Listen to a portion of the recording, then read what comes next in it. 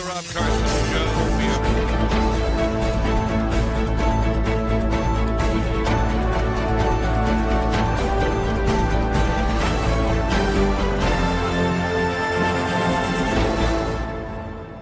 The Rob Carson Show is presented by Paramount Plus.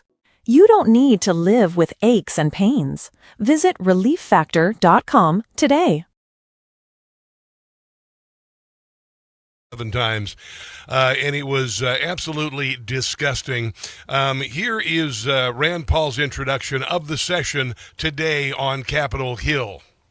Americans died from COVID-19. Some estimate as many 1 million Americans died from COVID-19. Some estimate as many as 15 million people died worldwide from COVID-19. Publicly, Anthony Fauci promoted the theory that the virus arose naturally, while privately, he was well aware of a mountain of evidence suggesting the virus originated in the lab. The American people deserve answers. The American people deserve to know why dangerous research was funded by NIAID in a totalitarian country, in a lab that lacked acceptable safety standards. The decision to fund dangerous gain-of-function research in Wuhan, China, will likely go down in history as perhaps one of the worst public health decisions. Frankly, the American people deserve an apology. I hope today Dr. Fauci will come clean, admit it was a mistake to fund dangerous research in China, admit that the risk of this dangerous research exceeded any possible benefits, ask forgiveness, and pledge to help our government devise safeguards so a man-made epidemic never happens again. And of course, he did not do that. Any reasonable person who has followed his unhinged obsession with me would readily come to the same conclusion. Therefore, although it pains me to do so, because of the respect I have for the legislative branch of government and my decades-long record of cooperating with Congress under the advice of and lying to Congress, my attorneys, I will invoke my right under the Fifth Amendment of the Constitution to refrain from answering your questions. Thank you. The only problem is you can't do that when you've been granted a pardon. You have to answer the questions. And this question actually was raised on this radio program months ago with the possibility of others coming to Capitol Hill with regard to a number of things, including weaponizing the DOJ against Donald Trump, with people who were pardoned coming to Capitol Hill not being able to claim the Fifth. This man had the audacity, the temerity to claim the Fifth, and I think he is in some serious hot water. Once again, welcome to the show. I'm trying to digest everything that's happened in the last 2 hours. I had a plan for the show today, and of course, it all went out the window as I watched his testimony today. This is Rand Paul talking about the Fifth Amendment, which Tony Fauci invoked 111 times today, which is not legal. Your counsel has been provided a copy as well. That section makes it a crime for a witness appearing under subpoena to refuse to answer any questions pertinent to the question under inquiry. Do you have that in front of you? On the advice of counsel, I respectfully decline to answer based upon my rights under the Fifth Amendment of the Constitution. Let the record record that the witness has refused to answer whether there's a folder in front of him based on his Fifth Amendment right. Does this surprise anyone that this man would do this? I recall I was listening on the way in this morning, and I'm not even sure who was the first Democrat member of Congress to talk, and he said that basically holding Anthony Fauci accountable is relitigating something. This is what the Democrat Party does. We don't want to relitigate the election of 2020. We don't want to relitigate what Anthony Fauci and the evil sons of bees who did this to our country and our families, it's never been litigated. And how dare you, what you did to us, our children, our economy, our families, everything, how dare you say that there will be no accountability for that. To hell with you. We will go around this little son of a bitch. Sorry, we will go around him, and we will go after the rest of these people who did this to us. I saw so much damage in my life. I saw so much damage in the lives around me. And by God in heaven, there has got to be a point where the people in power have to be accountable for the damage they cause. They're never held accountable. And if there's any example of someone who should be held accountable for what he did, this Dr. Mengele, this evil, evil man, and he is an evil, evil man. He is a serial killer. He is a genocidal, maniacal maniac.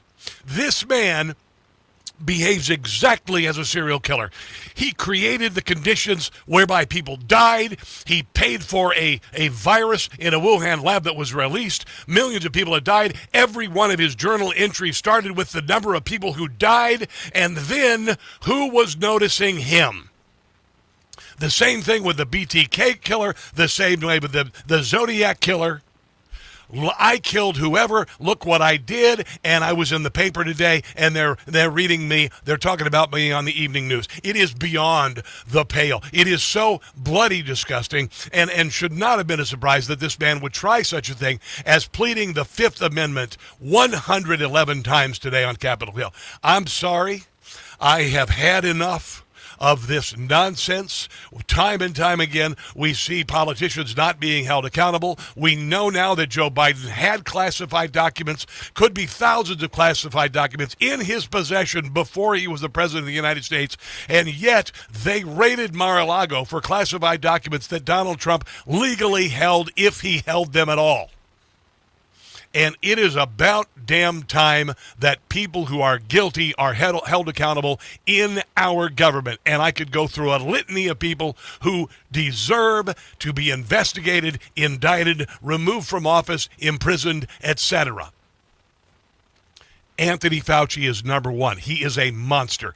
Anthony Fauci is a monster. There is no doubt about this at all.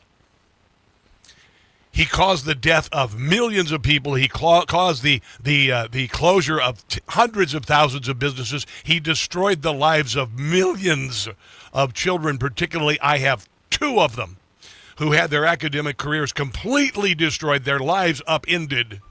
Social isolation, over-medication, suicide for many.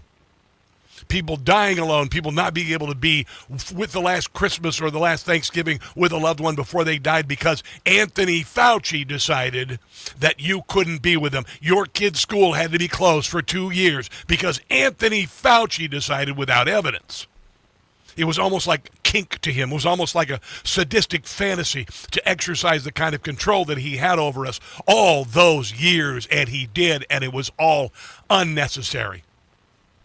And he reveled in the fame. He rolled in it. He was interviewed by celebrities. He would talk about hanging out with Jake Tapper during the height of the COVID pandemic. He's having lobster suppers. He's getting calls from Joan Baez. He's being orally gratified via the webcam with Julia Roberts, and he ate it all up. He is a megalomaniac. He is a genocidal narcissist. That is Tony Fauci. And I don't like to come into the show hot like this, but I've just had enough. And I've never had someone in the government impact my life so personally and profoundly in such an awful way, and I'm still picking up the shrapnel in my life from this son of a gun.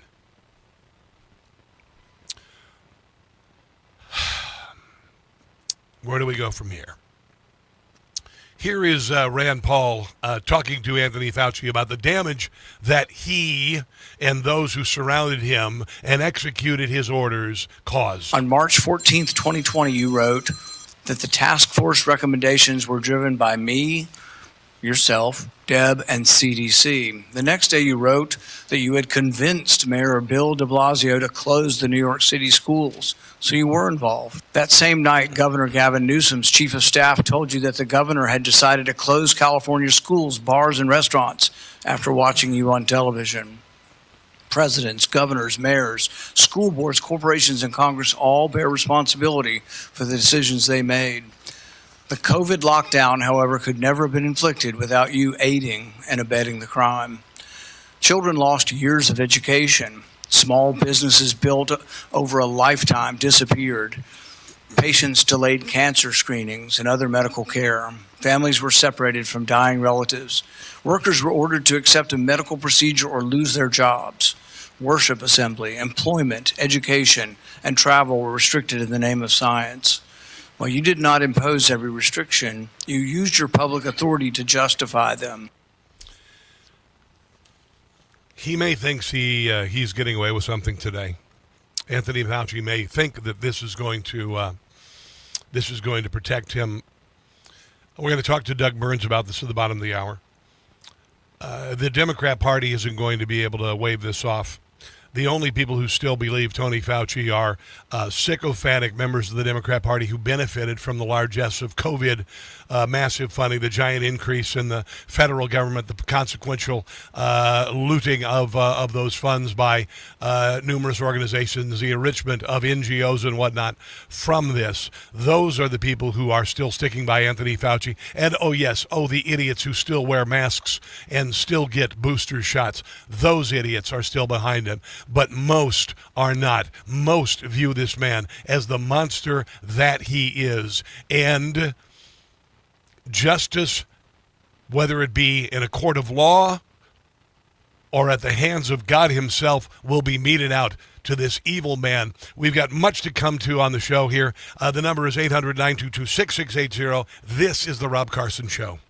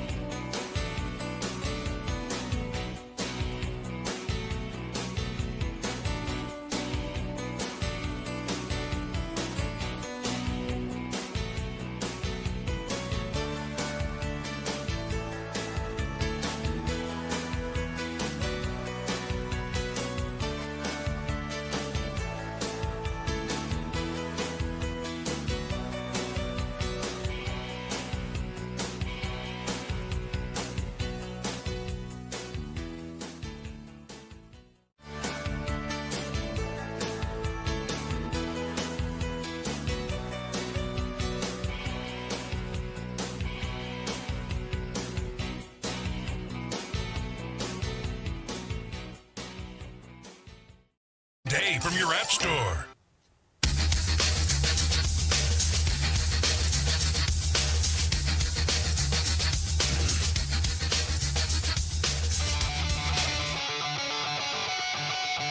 We know that we can't trust the unvaccinated. Now is the time to do what you're told. This is not about freedom or personal choice. No, screw your freedom. People who are incubators for every variant to come, walking around lawfully unvaccinated? That's psychotic. We've been patient, but our patience is wearing thin. And your refusal has cost all of us. Vaccinated person having a heart attack? Yes, come right on in. We'll take care of you. Unvaccinated guy who gobbled horse goo? Rest in peace, Wheezy. The unvaccinated overcrowd our hospitals. We're overrunning emergency rooms and intensive care units, leaving no room for someone with a heart attack or pancreatitis. You're a schmuck. This is a pandemic of the unvaccinated. It was all a lie. You know, you and I have had our nose rubbed in the crap that they've created for a decade now. And we've been told to feel ashamed for what we know is right. And every time we find out we were right, then they immediately retreat. No matter what it has been, we have been right about Russia collusion, Hunter Biden's laptop, Joe Biden's dementia, all of the bull crap associated with COVID that they put us through, and they rubbed our faces in it. They said you are a conspiracy theorist, you are a lunatic fringe, you are whatever, and there's only so much that a group of people can handle before they revolt. And I am ready for a revolution. What they put us through. And it was nonsensical, and it was meaningless, and it was all by design, and it was bought and paid for by an evil little man named Anthony Fauci, and it was released during an election year to destroy an economy. And then he took away all protocols to possibly save your life, those being things you couldn't say. Ivermectin, hydroxychloroquine. I'm taking ivermectin and mebendazole right now. I'll explain later. But I couldn't even say ivermectin or hydroxychloroquine on the air because Tony Fauci and the people that surround him censored us so they could get emergency use authorization for a vaccine that didn't work and made Big Pharma billions and billions of dollars, and Tony Fauci and his underlings millions and millions of dollars. And many of us lost our jobs. Many of us lost our livelihoods, either because your business went out of business, was shut down, or because you refused to get a vaccine that you knew was a danger to you. And I had to take my daughter to a damned empty airplane hangar and get a vaccine and a stinking booster. There was nobody in the building. Nobody in the building. They had these chains going like an amusement park ride. You're waiting in line, and we went right to the front, and she had to take that worthless frickin' shot twice. And my son did too, and neither of them needed it. This is Rand Paul, because Tony Fauci came today and had the audacity and the temerity to claim the Fifth Amendment, even though he's legally not allowed to do that because he's been pardoned by a man who had pudding for brains. In other words, somebody else auto-pinned his pardon. But that said, here's Rand Paul explaining the repercussions. In the red folder on your table is a copy of Section 192 of Title II of the U.S. Code.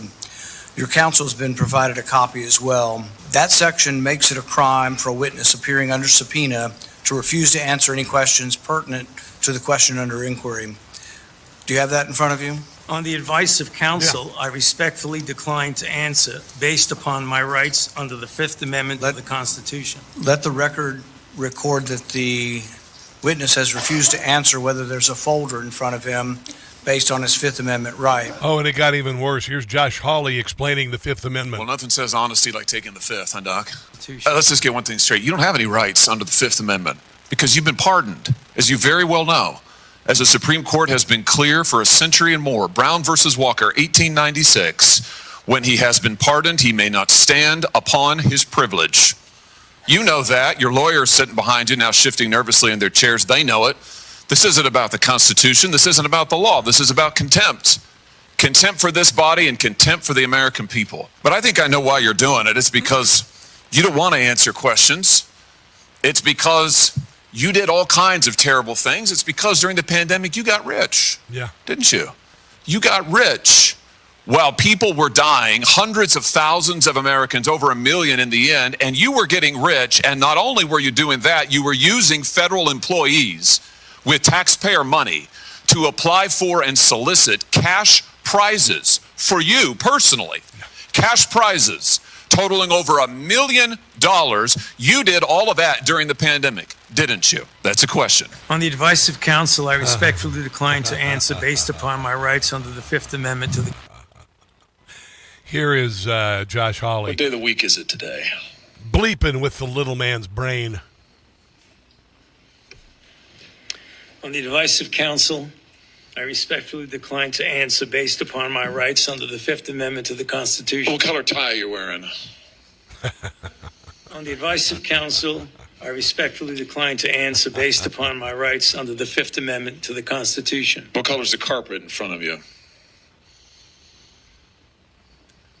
On the advice of counsel, I respectfully decline to answer based upon my rights under the Fifth Amendment to the Constitution. Here is Bernie Moreno saying what millions of Americans are thinking. It was about 6 years ago today that I decided I'm going to give up my businesses, sell them all, run for office, run for the United States Senate. Here I am sitting in front of you 6 years later saying, who the f*** do you think you were for doing that? It is a total disgrace what you did to this country.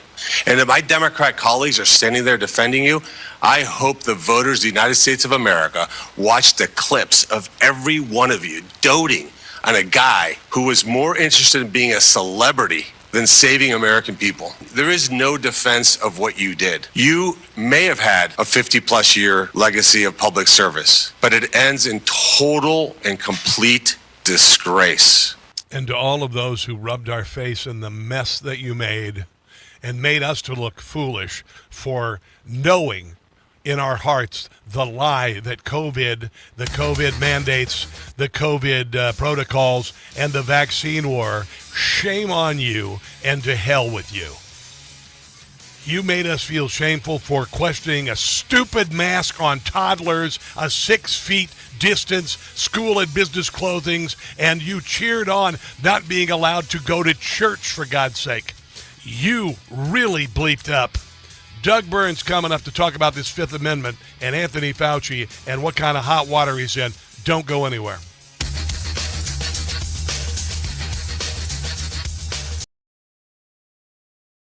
Hey guys, it's Carson for Relief Factor. When it comes to supplements, two things matter most: that it works and that you can trust it.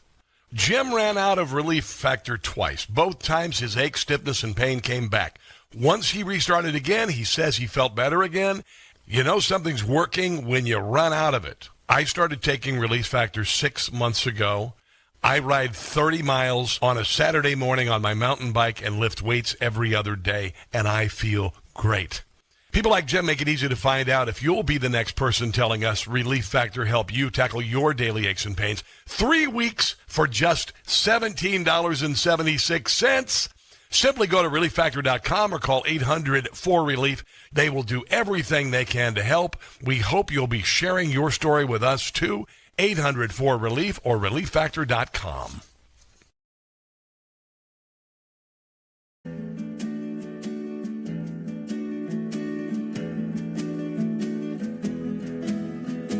Dear Diary, Tony, you knocked them dead today on Capitol Hill. They bought all your lies about the Wuhan lab leak, the COVID fatality rate. That was a good one. Social distancing, the importance of masks, the wet market bullshit. It was a masterclass con job. How did you do it? Yeah, Anthony, I'd have to say that right now, you're an international hero. With pen in hand, Dr. Fauci praised himself in his diary about the lies he tells and how he sells a fraud, a big fraud. I lied about the Wuhan leak.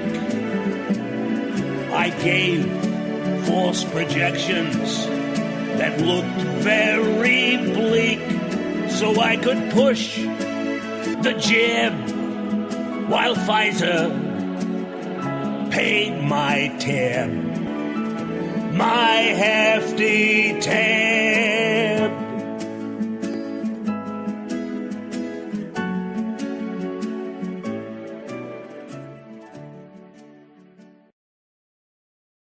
This isn't the end of a fight. It's the start of one. Lioness, the critically acclaimed original series from Taylor Sheridan, returns August 2nd only on Paramount+. It's the new season. Hidden networks, foreign operatives, and personal betrayals collide while Joe walks the line between duty and family. Don't miss Lioness, starring Zoe Saldana, Michael Kelly, with Morgan Freeman and Nicole Kidman, streaming August 2nd only on Paramount+. Hi, it's Tony Marino, host of the super popular Newsmax Daily Podcast, a rundown of the day's top headlines and top highlights of Newsmax shows and interviews you may have missed, plus some sports, stock markets, and even some yucks, all packed into about 20 minutes. Search for the Newsmax Daily with me, Tony Marino, on your favorite podcast platform, and check out our entire lineup of great podcasts, including Greg Kelly, Rob Carson, and Jerry Callahan at newsmax.com/listen. Hey guys, it's Carson for Ghost Bed. Do you really want another summer like last summer, barely sleeping because you were too hot all night? People blame summer heat for bad sleep when it really may be their mattress trapping heat. And if you already sleep hot, summer only makes it worse. That's why I switched to Ghost Bed. Helps keep you cool all night, no waking up sweaty, tossing and turning, or throwing the covers off at 2 a.m. Cooling tech is built into every mattress. It's not some expensive upgrade you have to pay extra for. Hot sleepers are some of Ghost Bed's happiest customers. Read the reviews. You get incredible support, less stiffness, deeper sleep, more rested mornings. I got my Ghost Bed about 6 months ago, and it changed my life. Ghost Bed gives you 101 nights to try it at home. You can sleep on it all summer long and feel the difference for yourself. How many more summers are you going to waste on bad sleep? Ghost Bed is currently having their 4th of July sale, offering my audience an extra 10% off. Go to ghostbed.com/Carson. Use the promo code Carson. That's ghostbed.com/Carson, promo code Carson.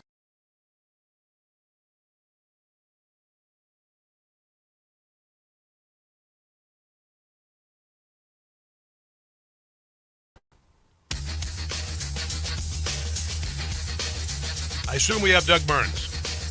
Yes. Need to know these things. Fasten your seatbelt, Deep State. It's gonna be a... Sorry, I put it on the screen. It's the Rob Carson Show. Your counsel has been provided a copy as well. That section makes it a crime for a witness appearing under subpoena to refuse to answer any questions pertinent to the question under inquiry. Do you have that in front of you? On the advice of counsel, I respectfully decline to answer based upon my rights under the Fifth Amendment of the Constitution. Let the record record that the witness has refused to answer whether there's a folder in front of him based on his Fifth Amendment right. He also refused to answer if he was, what color the carpeting was. I mean, I've never seen anything like it in my life. I've never seen anything so audacious. I've never seen anything so infuriating, to be quite honest. And I've been dying to talk to Doug Burns, former federal prosecutor, about this. Doug Burns, thank you so much for finding the time to be on the show today. Have you ever seen anything like this before, considering he was pardoned by Joe Biden? Yeah, let me unpack it because it's actually really tricky. Right. Not to be melodramatic, it's one of the trickier things I've had to explain in a long time because there's sort of two mixings of apples and oranges. The first mixing of apples and oranges is, just as you said, he's been pardoned for everything with COVID, so how in the world can he come in and assert the Fifth Amendment? But the oranges is that the pardon only governs up to the date of the pardon. So going forward, we use the classroom hypothetical. If he murders somebody with an axe, obviously the pardon doesn't cover that. So that's apples and oranges, number one. So apples and oranges, number two, which comes out squarely against Fauci, by the way. Good. So I don't want to leave everybody in suspense, is while he technically has the right to assert the Fifth Amendment, Rand Paul and the government is entitled to say you're improperly invoking it in this situation. Because let's ask the first obvious rhetorical question.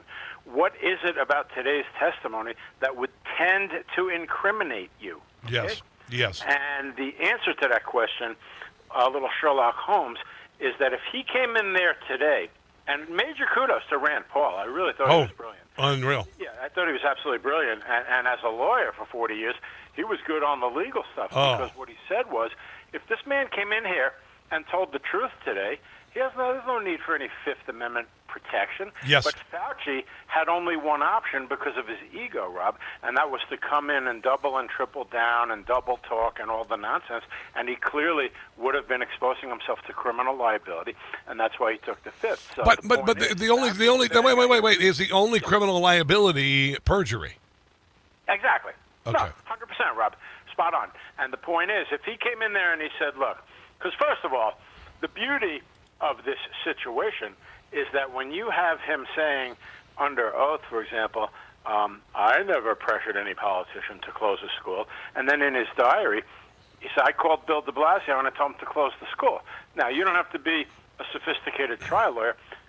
Mr. Witness, you said over here you never pressured a politician, yet over here you said you called Bill de Blasio. Which one's true and which one is false? Okay? That's not a hard thing to do. And there was like 50 examples of that that could go on and on and on. The guy with a straight face, and I almost cursed just now. I swear to God, don't. I already did. I already did. I call him a son of a bee. I've never said that on the radio before. But I'm just this little megalomaniac, this little piece of crap. I swear to God in heaven, it's like Joseph Mengele, pleading the Fifth for God's sake. The guy turns around and he goes, the death rate is 3%, and then in the goddamn diary, it's 0.2%. Yeah. And on and on and on. This guy's a total disgrace, okay? I said it a million times to my wife. I said, look, I do have the advantage, not being immodest. I do this for a living, Joanne, and I can break down stuff. And this guy is jamming this vaccine down everybody's throat. He's jamming this theory that it came from a bat down everybody's throat. None of that is true. And 10 times more disgracefully, Joanne, I said to my wife, is that I'm not even a physician, and I know that herd immunity can create a situation to protect people, and that all this mask garbage and all this social distancing garbage is total crap. I said it from the very beginning, and he obviously was involved in censorship. And Doug, I have hundreds of articles that I saved at home and printed off at the time because I knew. Starting with the previous CDC director saying that the CDC had a perverse incentive to push the vaccine, and of course that was money. We have so many things here involved here. This man, the reason why he opposed any other treatment for COVID was because he would not be able to get that emergency action to push the vaccine and make millions and make the pharma companies billions of dollars. And then the censorship industrial complex took over from that. Now, let's just use an example of the O.J. Simpson trial. O.J. Simpson is found not guilty by a jury. Anthony Fauci was pardoned by Joe Biden. Is there the possibility that this bastard could be held civilly liable, or the government in some way, shape, or form could be held civilly liable in a class action suit or something like that? 100%. Great point by you. In the Simpson case, everybody learned, non-lawyers and stuff, that, it's not double jeopardy to go forward with a civil action.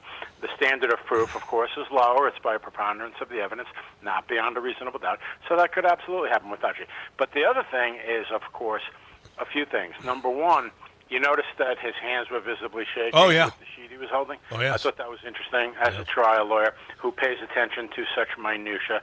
And then number two, we haven't even talked about the just unbelievable, breathtaking embarrassment of the diary. Just in the sense, by the way, I don't care if a guy goes, hey, I mean, I could put in a diary, I got invited on with Rob Carson. It was great. I can't believe the exposure I'm getting. Okay, that's fine. But while people are dying, okay, to be gloating in your newfound fame and celebrity really makes the guy look horrible. Well, beyond that, it reminded me of a serial killer, how a serial killer, like Anthony Fauci, what he did in his diary entries, he'd open up with the number of people who had died that day. Okay. Now he caused the deaths. He paid for the gain of function research. There's no doubt that it was bought and paid for, and he was down with it, and he offshored it so he could continue it. So the virus came from him. So he knows he's responsible for the deaths. So he opens his diary entries with the number of deaths, and then he brags about all the attention he's getting. This is what the BTK killer did when he strangled someone to death and then wrote a letter to the editor. Same goes with the damned Unabomber. Same goes with the Zodiac killer. The exact same thing. That's what makes this man so bloody sickening. He is a mentally ill, narcissistic sociopath. No, I mean, there's no question. And back to Rand Paul, who, deserves a second round of praise. We're taught as trial lawyers in the Department of Justice, you might find this interesting, that when a verdict is read and somebody's guilty, that's not cause for celebration or smiling. It's a solemn thing. Another human being's been found guilty of a serious crime. So Paul came in there today. I thought, and I would not have criticized him, I swear, and I think you're going to like this, particularly you, Rob, I thought he might come in with a little bit of a gloating type of demeanor, which was totally warranted because they finally got this bastard. But the point is, he didn't. He was solemn. He was serious. His demeanor was phenomenal. Did you watch his opening 12 minutes? His opening 12 minutes, and there was no script. It was absolutely brilliant. It was brilliant. It was flawless. It was flawless. We'll play a little bit of that coming here. But, Doug, if you could hold on, I've got much more I want to talk to you about. Doug Burns, former federal prosecutor, the Doug Burns Law on X. Let's take a break and come back. This is The Rob Carson Show.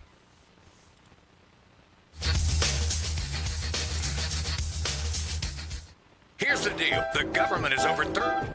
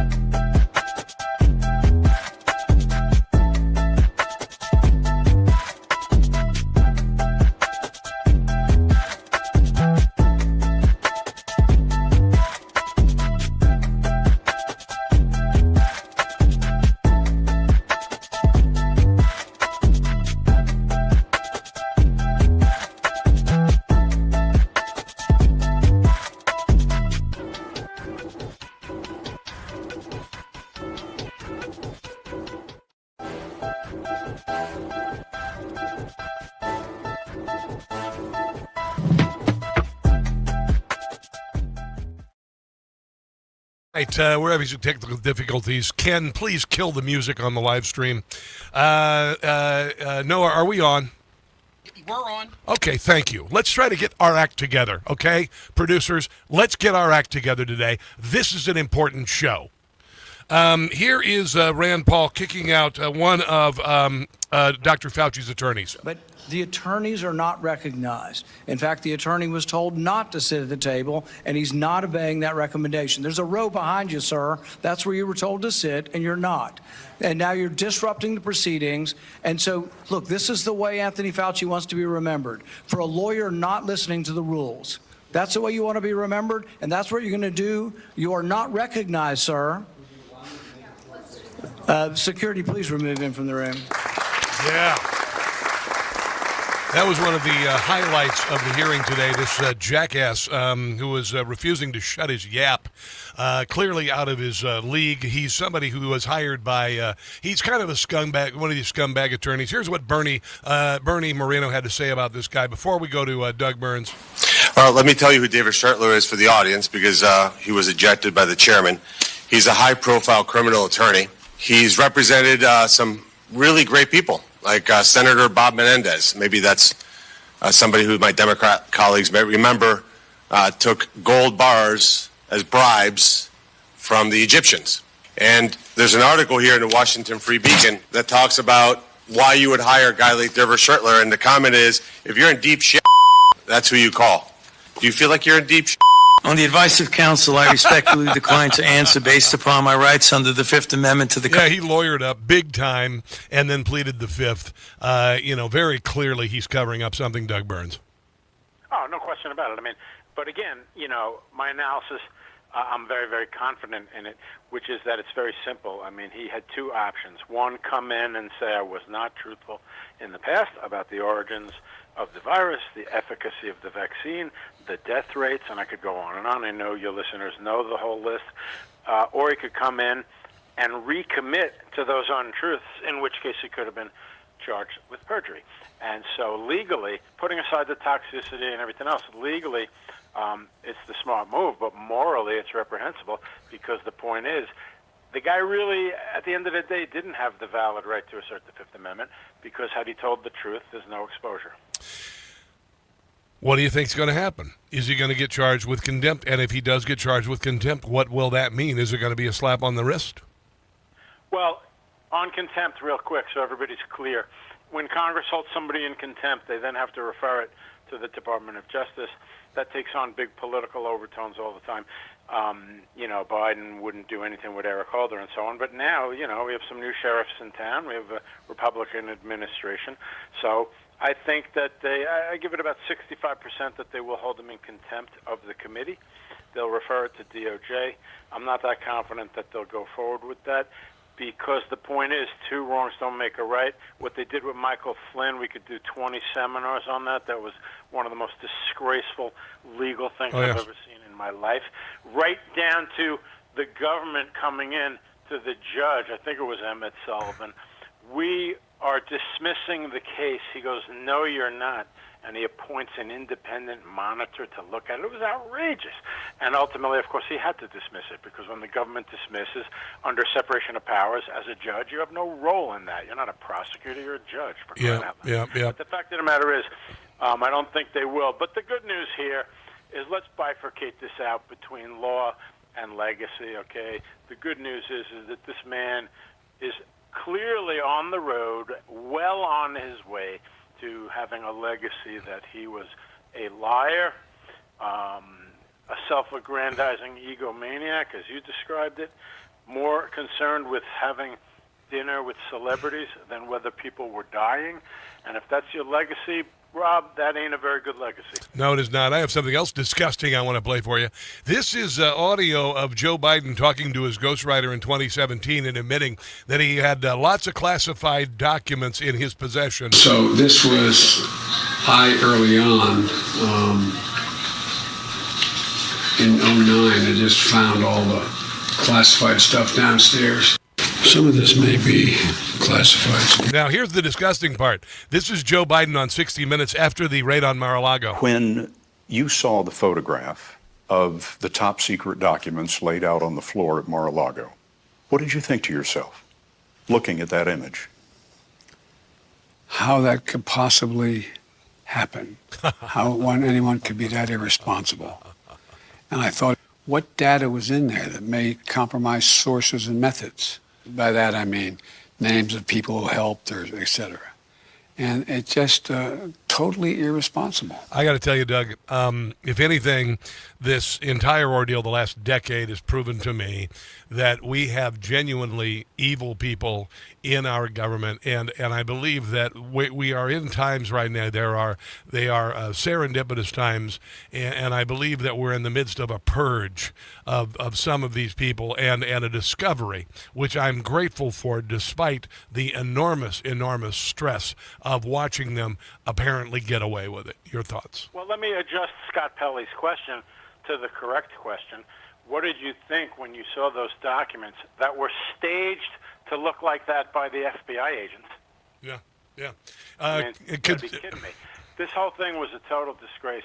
But, you could use this as Exhibit A, B, and C for Trump derangement syndrome. I have people that I know who will sit across a lunch or dinner table from me right now, today, in July 29th, whatever it is, and say, Trump completely mishandled classified documents.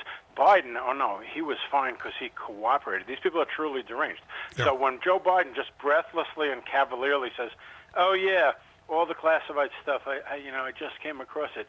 I mean, you can't even articulate the hypocrisy that we're talking about. And just sheer evil. I'll just call it what it is. Just absolute evil. To weaponize the Justice Department to punish an innocent person and send them to prison is absolutely unforgivable. And I hope if they don't pay for it in this life, they pay for it in the next, the afterlife, I should say.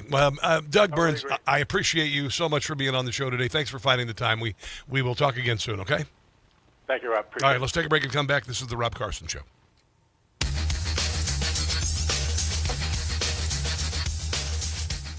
Here's a real-life story that affects 50% of all of...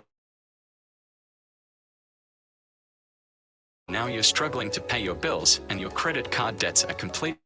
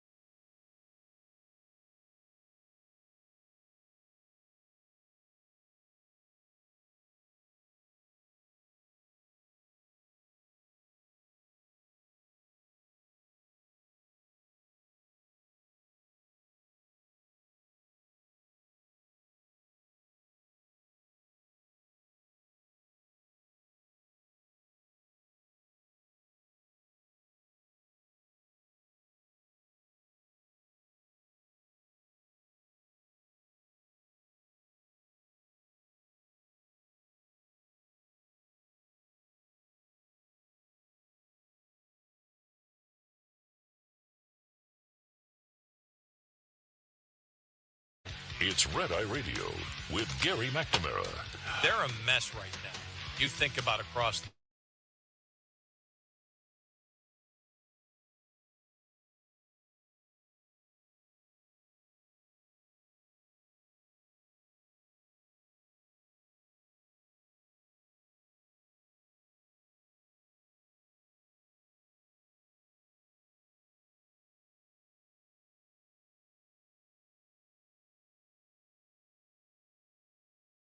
I'd ask him.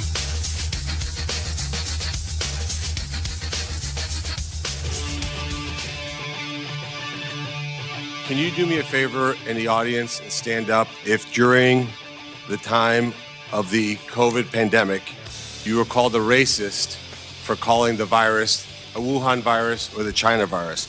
If you thought the 6-foot rule was total crap, if you thought the vaccine wasn't something that you should take, if you thought it was outrageous the way the mask policy was rolled out, if you were fired from your job for not taking that vaccine, including members of the military, if you thought closing schools was catastrophically stupid, and that you thought that during these times saying these things made you somehow a lesser human being. This is Bernie Moreno. People are standing Dr. Fauci, up. can you just turn around and look at the people behind you? Yeah, he wouldn't do it. He wouldn't turn around. You're not willing to do that? No, he wouldn't do it. That's not a question. It's not a question. To your lawyers, not a question. It's a request. Wow. All you have to do is look up from your lawyers and look at the people who were absolutely shamed for saying what we know now to be the truth. You can't even look at them? It's the ultimate example of let them eat cake liberalism. He played the fiddle while Rome burned. He presided over massive shutdowns of industry.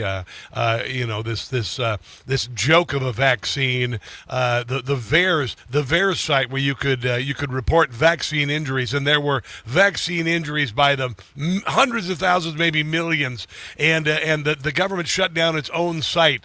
The pain, the anguish, the financial, the death toll, the illness. I was ill for 2 weeks. It was a terrible illness.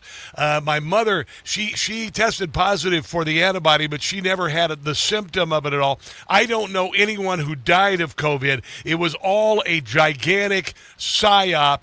It was all unnecessary. The closures were unnecessary, and it was bought and paid for by our federal government under the auspices of a very little and very awful little sociopathic narcissist named Tony Fauci. And I am hoping that eventually what happens is that there is some sort of a massive class action lawsuit against this man, that he dies alone and broke and shamed. I hope that there is some sort of legal repercussion with regard to him pleading the Fifth Amendment today, which he is not supposed to be able to do.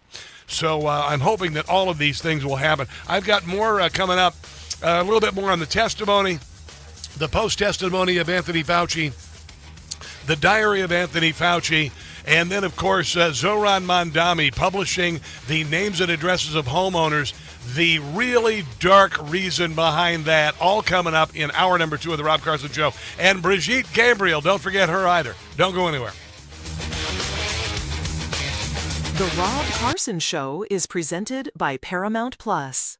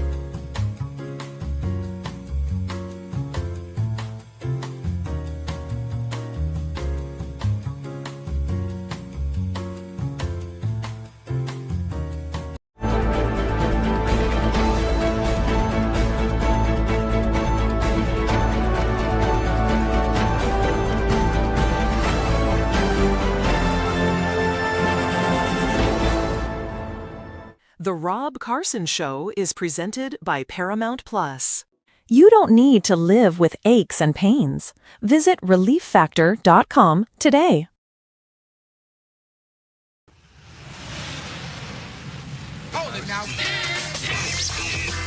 You are about to hear the most interesting, informative, thought-provoking, and funny show in America. On air and on the World Wide Web. This is the Rob Carson Show. Let's reminisce some of the hell that Anthony Fauci put us through. A Fauci groupie. I'm a thrice vaccinated mask adherent. I buy KN95 masks by the, caseload. They're in every pocket. I wear them everywhere except when I sit down. The majority of Americans wear masks and want mandates. And anyone who tells you otherwise, Republican or Democrat, is gaslighting you. I may never ride a subway again without a mask. I may never go indoors to big crowds and never feel comfortable without a mask. And that's up to me to do that. If I go in a bus, if I go into the theater, if I go into, where else would I go? A crowded spot. A crowded place, I would wear a mask. And I might do that indefinitely. I don't want to live in your paranoid world anymore, your masked paranoid world. You go out, it's silly now. This is what we're doing to protect our families. And you don't have to do it, but stay away from everybody. In recent years, we've spent a lot of time listening to outraged conservative parents screaming about what masks are doing to their kids. You think it's time for school mask mandates to end nationwide? I live with kids who are more than willing to wear their masks, and it's my parents who complain about my children having to wear masks. So Yeah. It was, they made a mess and they rubbed their face. And I used the analogy when it was happening. I said the Democrat Party, they like to make a mess and do to us what bad dog owners do, rub their faces in the mass. And that's what they've done to us time and time again. And this is just the latest indignity served up to us while we knew better, while we knew that this was nonsense. We were censored. We were shut down. We were made to feel shame. We were ostracized in all of this. And now we know we were absolutely right. But we knew we were right all along. And yes, while there is satisfaction in knowing that we were right, I also want people to pay for what they've done to us. Here's another little montage of the hell they put us through during COVID. Place trying really hard right now that if any of us who happen to be practicing, this is Dr. Robert Malone. He was ostracized in California. Yep. Say anything contrary to the approved narrative, our licenses will be automatically pulled. Yeah. They did that. State law. They did that, yeah. You're an expert. You were on the task force. You were part of this effort when you were in the previous administration, and you're saying in this administration that you can't rule out the fact that our government was lying to us when they told us the vaccinated could not get the virus. Yeah. Government told us that the vaccinated couldn't transmit it. Was that a lie or was that a guess? I think it was hope that the vaccine would work in that way. Oh, yeah. This is important for the country to know. So when I asked the question, when the government told us that the vaccinated couldn't get it, and I asked you if it was a guess or a lie, you said you don't know. You said you think it was hope. So what we do know is it wasn't the truth. We only measured for symptomatic disease. So we weren't proactively testing everybody in those trials to see if... Unbelievable. I mean, honestly, just unprecedented, and I knew in real time as it was happening. I couldn't believe that this was happening in the United States of America, that we could see the tenets of Mao and Stalin and other despots take hold here in the United States of America, and they did. They did it, and it was they went at us with both barrels. The whole entire thing was absolutely breathtaking, and we had to sit here and we had to take it. And I got to tell you, I'm just kind of done. I'm done suffering fools. I'm not going to have discussions with people about this. We know the truth about COVID. If you cannot handle the truth, then you cannot handle being associated or affiliated with me anymore. And this includes family members. Yeah, because I've had that happen too. Here's Ron Johnson this morning confronting Anthony Fauci, who pled the Fifth Amendment 111 times this morning because clearly, I mean, he has nothing to hide, and everything he did was to just save lives. Everything he did during COVID was just to save lives. And everything he did was by the book, and he did not fund gain of function to create a virus that could be unleashed on the world during an election year. He had nothing to do with that, but he is just doing the Fifth Amendment in case he missteps a little bit because he doesn't want to perjure himself or he's lied about everything. I've got the studies right here. There was a website that was tracking the random controlled studies. Here they are, showing 60, 70% efficacy of ivermectin. Yeah. The same day you say there's no evidence, there was all kinds of evidence. They shut down the ability for doctors to prescribe what they thought or knew actually worked, and they were having early success with ivermectin and hydroxychloroquine when the virus, and it could have saved a lot of lives, it could have prevented a lot of illness, could have cut short symptoms, etc. But they wanted emergency use authorization of the vaccine so it could be mandated, and the only way they could do that is to discount the other possibilities like ivermectin or hydroxychloroquine, even though they worked. Loved ones had to go to hospitals, had to sue hospitals. Just, would you try it? Yeah. So I would want to know, to what extent were you involved in sabotaging hydroxychloroquine, ivermectin, and did you do that because you knew the only way you get an emergency use authorization for these drugs, yes. these experimental gene therapy, was if there was no effective treatment, you couldn't get the emergency use authorization. So is that why you helped sabotage? And here we go. These cheap generic drugs in favor of remdesivir, which, by the way, nurses, are you aware of the fact that nurses called it "run, death is near"? Yeah. On the advice of counsel, I Yes. respectfully decline to you know answer what? based You can kiss my butt. He did the same thing with AZT and AIDS, by the way. He did the same thing. Remdesivir is a joke. They did all these respirators, put people on respirators. You had an 85% chance of dying when you were on a respirator. Chances are you know somebody who died because of the respirator. It wasn't because of the virus itself. It was because of the respirator. And apparently that causes you to die a good share of the time. Yeah. It is just bizarre. As it was happening, I was like, this is so bizarre. I'm driving up to the hospital after I, worked at the car dealership wearing a stupid mask all day long. Nobody was in the hospital parking lot. I know nobody who died of COVID, and yet my children had their academic careers completely destroyed by this monster. I mean, look at all the stupid crap we had to go through. Look at that. Do you remember concerts? Or I should say, there were no concerts. There were no going to concerts. There were no crowds at baseball games. There were no crowds at football games. How freaking stupid was that? How really stupid was that to have the Oscars with cardboard cutouts of people sitting in the damned audience? I mean, what a ridiculous spectacle that was caused and perpetrated on us by this little monstrous man and the people around him. I got to tell you, I got to play a little bit of Rand Paul because Rand Paul was so brilliant today in his opening statement about Tony Fauci without a teleprompter and without pause. You did not disclose that you had immediately investigated yourself whether NIAID funding might be connected to the research. You did not tell the American people the full story. Duly released private messages indicate that the doubts with the authors and others didn't disappear after the publication. So while this was being waived at the White House to show that it couldn't come from the lab, the authors were still privately continuing to assign a meaningful probability to a laboratory origin, one thing in public and another in private. Some of the same scientists discussed avoiding email and carefully managing communications that might eventually be obtained under the Freedom of Information Act. The pattern is straightforward. Privately, there was alarm, then an immediate inquiry to see if NIAID's possible exposure to funding, then a rapid public declaration of certainty, continued private doubt, and then years of resistance to disclosure. Yeah, and when it came to gain of function, Tony Fauci knew the risks of creating a monster virus and continued anyway. In 2011, your agency funded Ron Fauci's laboratory when it mutated the avian flu until it could spread through the air between mammals. This was the tipping point. This is when others became worried. You funded this. You advocated for this.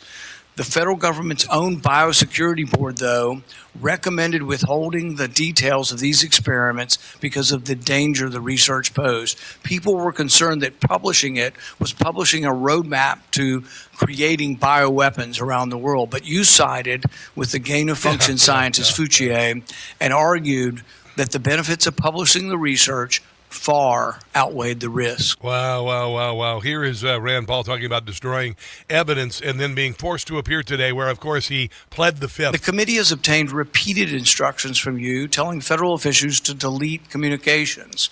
On February 2nd, 2020, one day after Origin's call, you told Francis Collins, please delete this email after you read it. The committee asked for your voluntary cooperation to come today. Your appearance had to be compelled by subpoena. You're here today under duress. You're here today because of the court ordering it. President Biden issued you a sweeping pardon extending back to 2014, the same pardon he gave to his son Hunter. A pardon may protect a person from criminal prosecution, doesn't rewrite history. It does not erase documents. It does not convert a misleading statement into a truthful one. And here is the close of his opening statement today to Tony Fauci. It is secrecy that destroys trust. It is arrogance that destroys trust.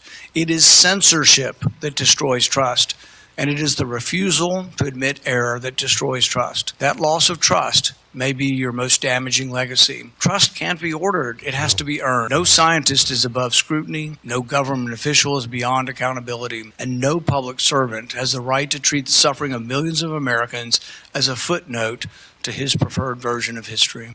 It really is quite remarkable. And I want to dig through some of the articles that I saved back then when I was working in Kansas City.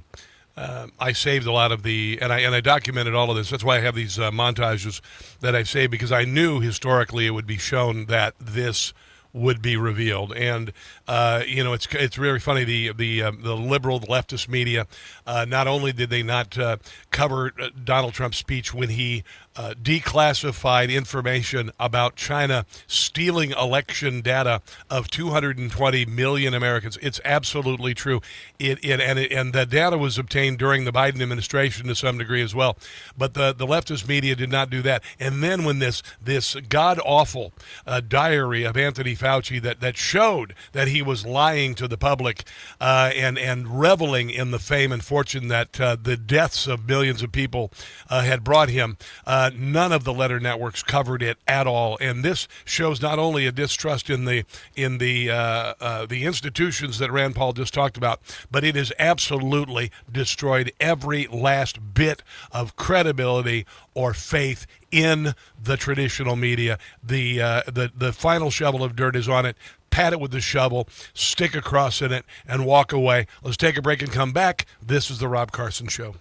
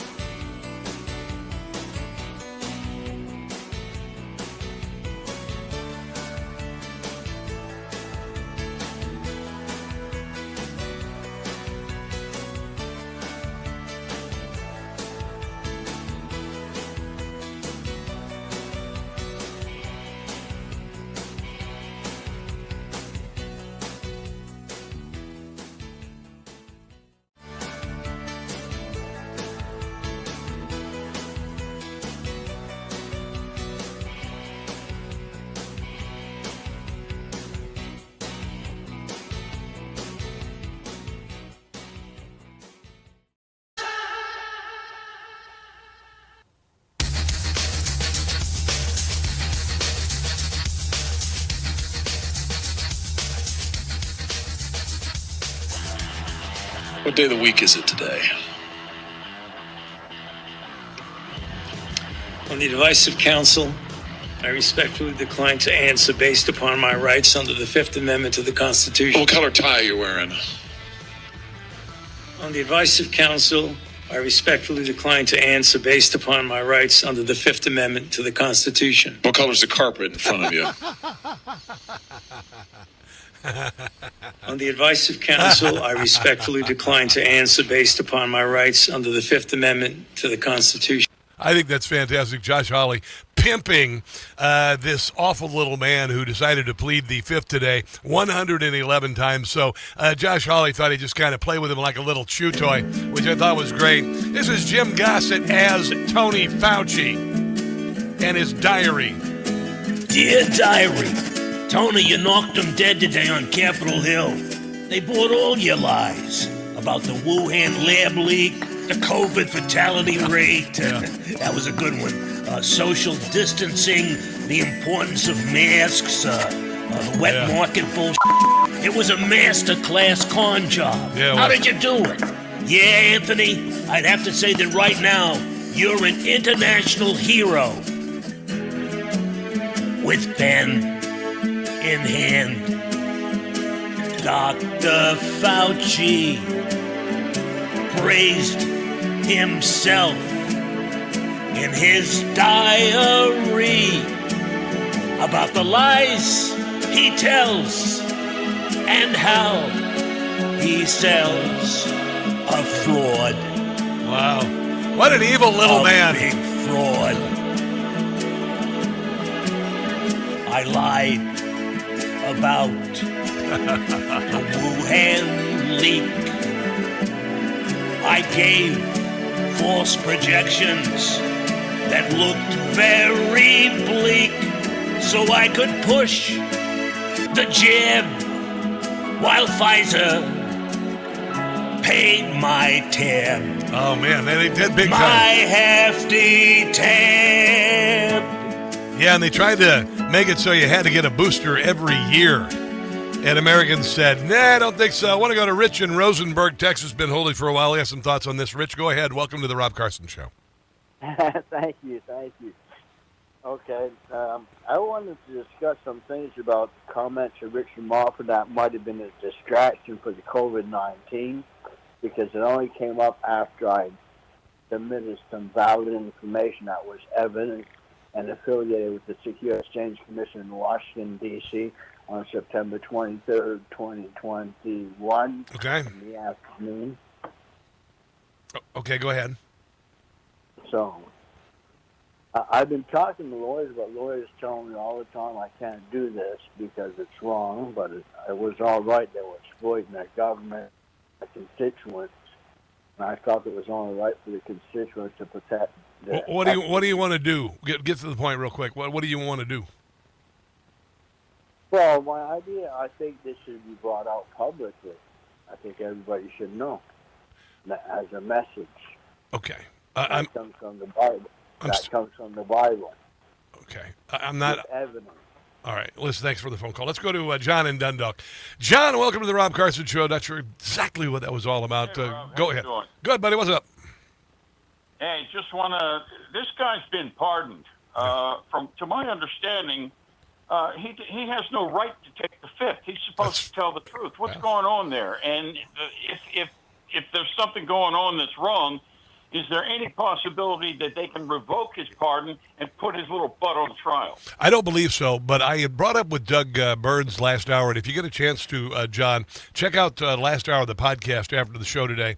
Doug explained that there could be the possibility of a contempt charge, I guess, which means nothing. Where I think we need to go at this guy is with state attorney generals, possibly, or a class action lawsuit against this man. And I likened it to O.J. Simpson getting, acquitted or found not guilty by a jury in the murder trial, but then there was a civil action by the families of the victims. So there's that possibility, I guess. I'm going to have to massage this a little bit. As far as eliminating this pardon, I don't believe this is possible. I know that Donald Trump was able to erase a good number of Joe Biden's executive actions because they were done by autopen. I'm not so sure with regard to pardons. I'm doubting there is a way forward on that, but that's just what I understand from Doug Burns. How did COVID impact you, brother, in your life?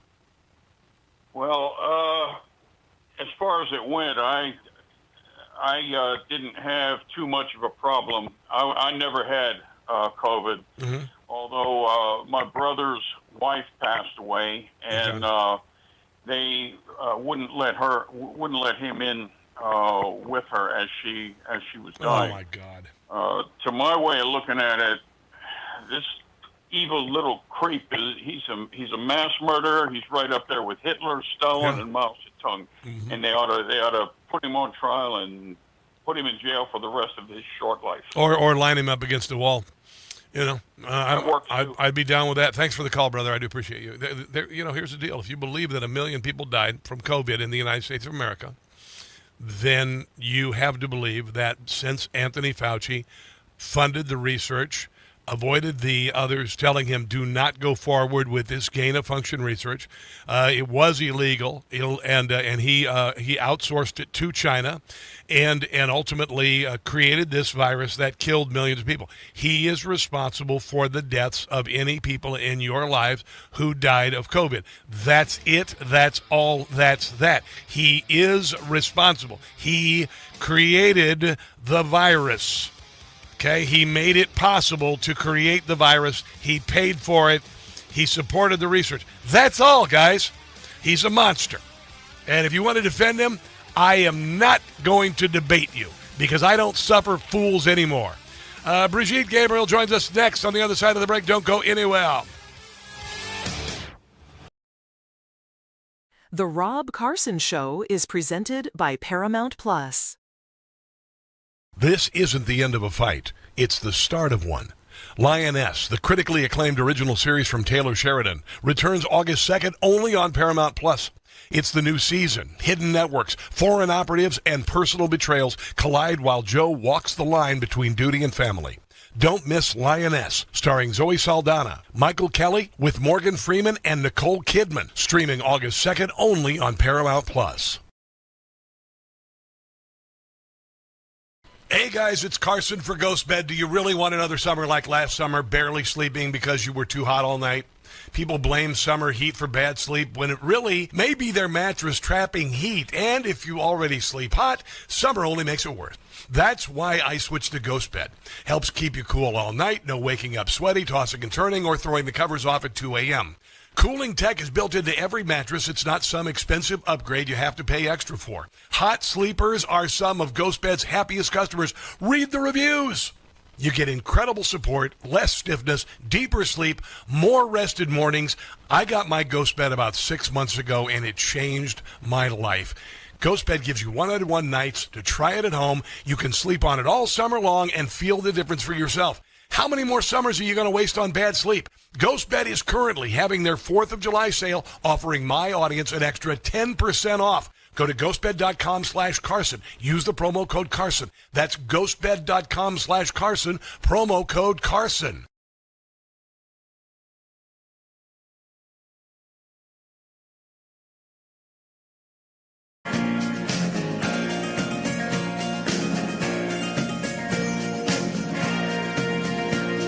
They're saying that Joe Biden has written a new book. But we know he's not capable, not that old senile crook. He can't even write his name, an auto pen was used because Sleepy Joe is always confused. Anonymously written, Joe Biden's book will be about the worst president in U.S. history. Real author will be unknown, you know it won't be Joe, because his brain is moving very slow. Not one single word written by Joe. They're ghost writing Biden's book.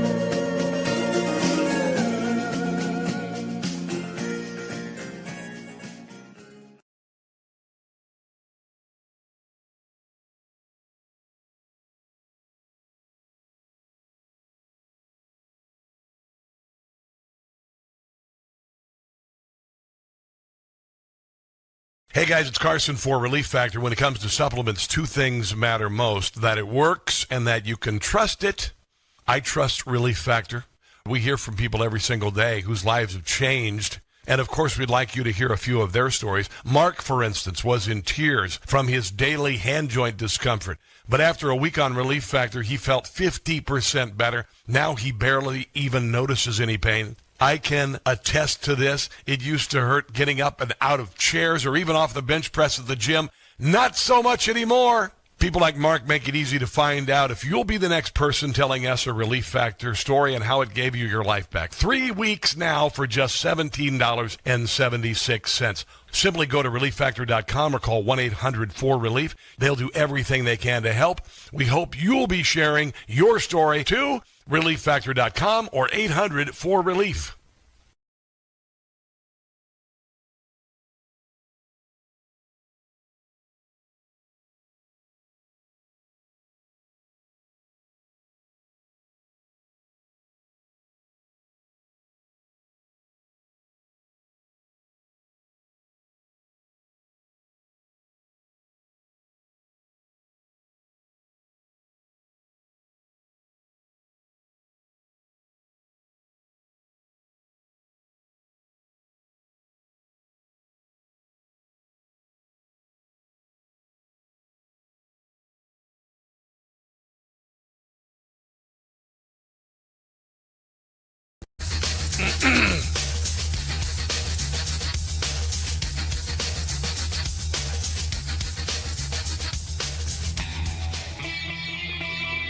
Hey, quick question for all the people mad at Donald Trump for calling that reporter a piggy.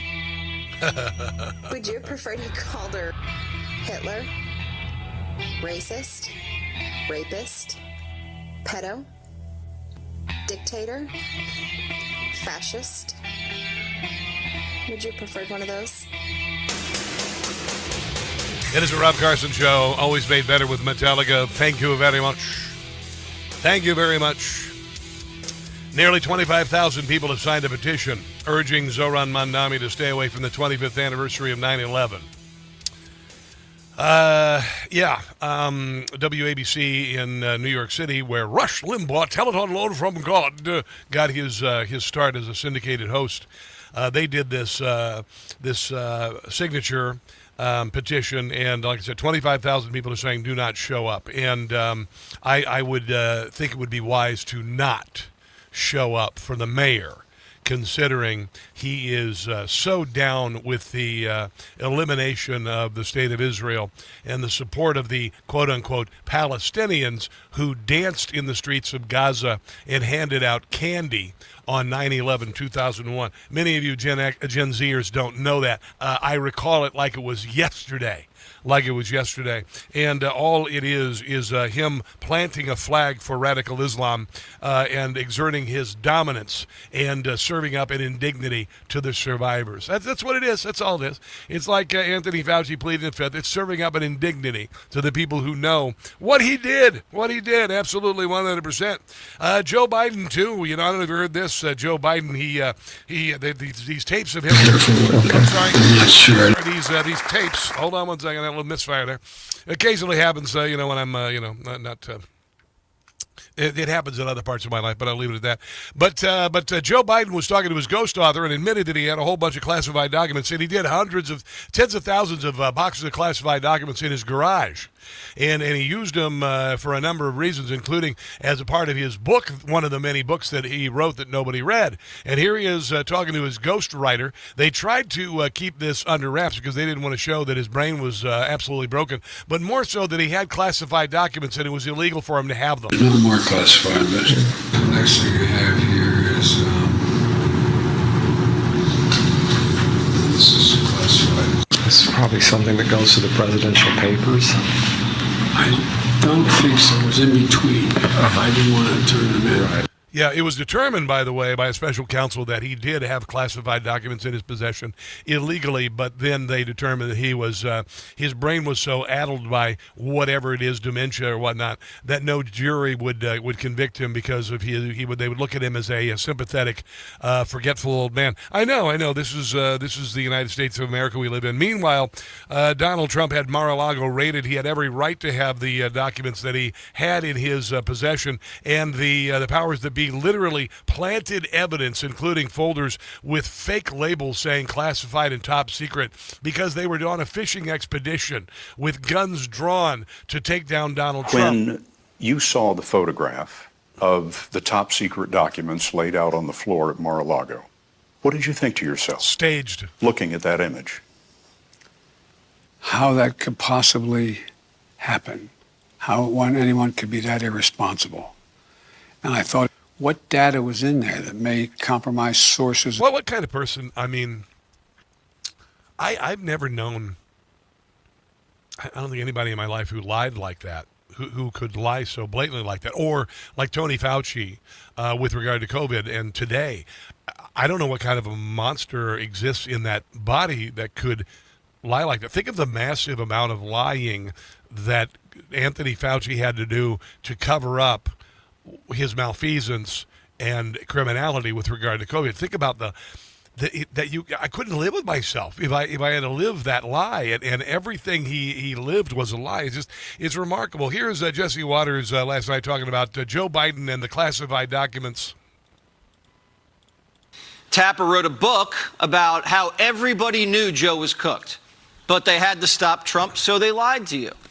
They even raided Trump's house for classified documents after Biden bragged about having an illegal skiff in his garage.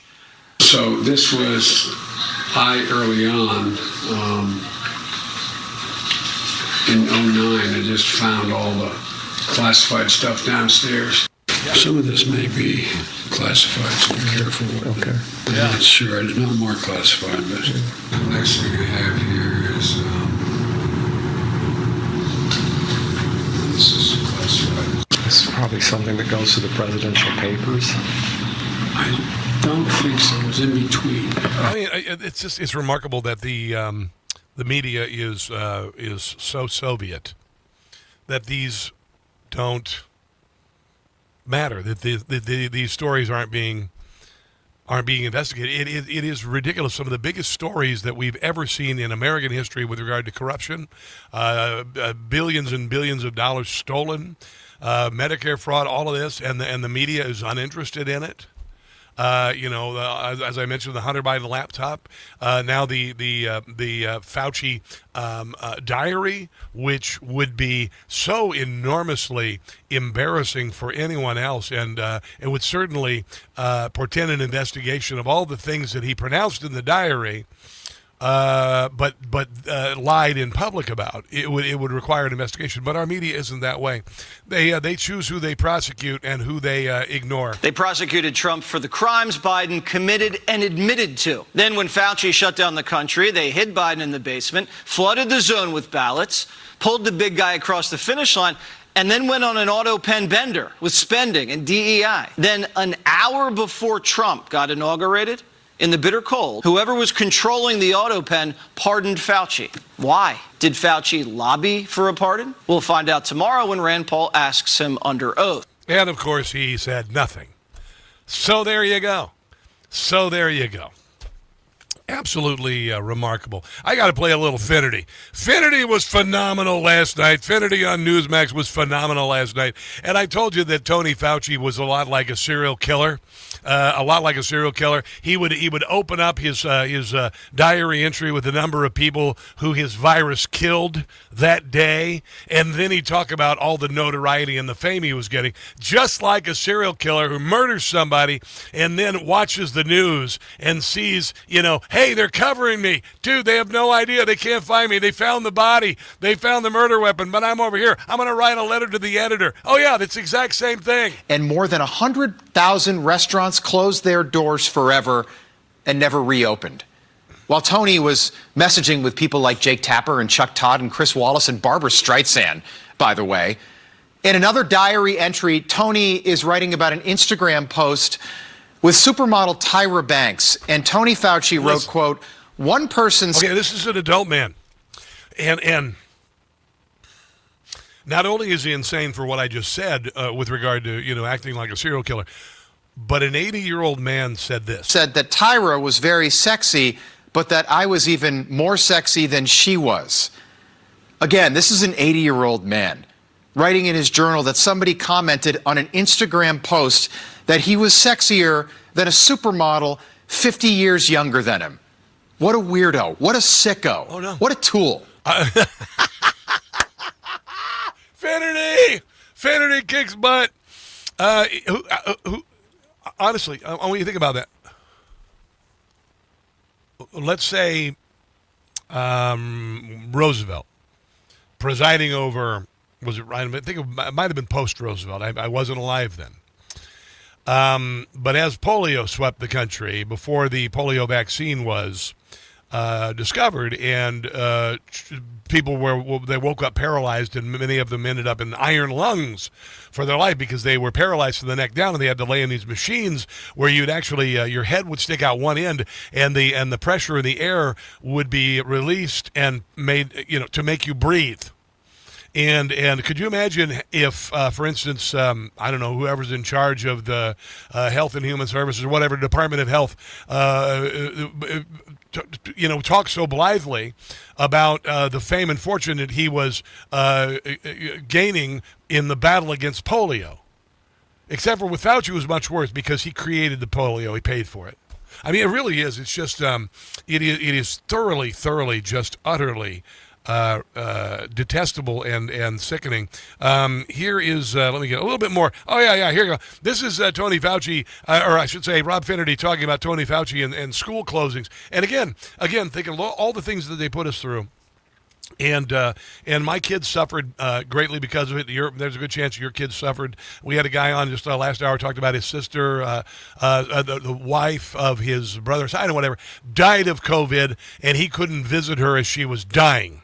His spouse for a lifetime couldn't visit her. I'm going to share more Finnerty on the other side of the break. I see the clock is saying, take a break. Let's do that. This is the Rob Carson Show.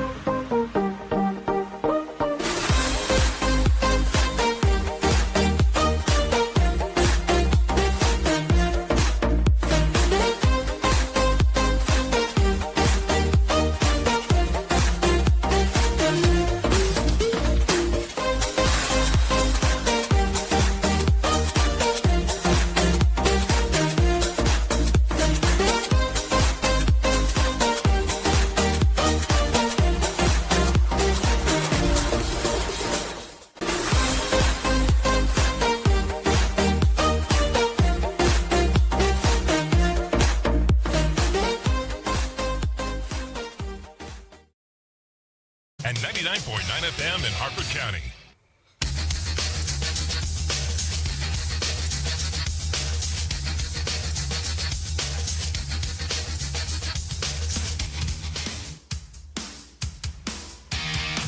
Lab leak is a theory with no evidence whatsoever. There is zero evidence that this virus came out of a lab in China. There's no suggestion that this was cooked up in some sort of lab. There's no evidence that that conspiracy theory that we've heard going around was leaked from a lab. Conspiracy theory that the Chinese made this virus up. You have the lab in There you go. In a lab. An unsubstantiated theory. It's about a government laboratory in Wuhan that was the origin of COVID. Now, I've seen this kind of, stuff peddled in the right-wing media, and I still try to keep an eye on.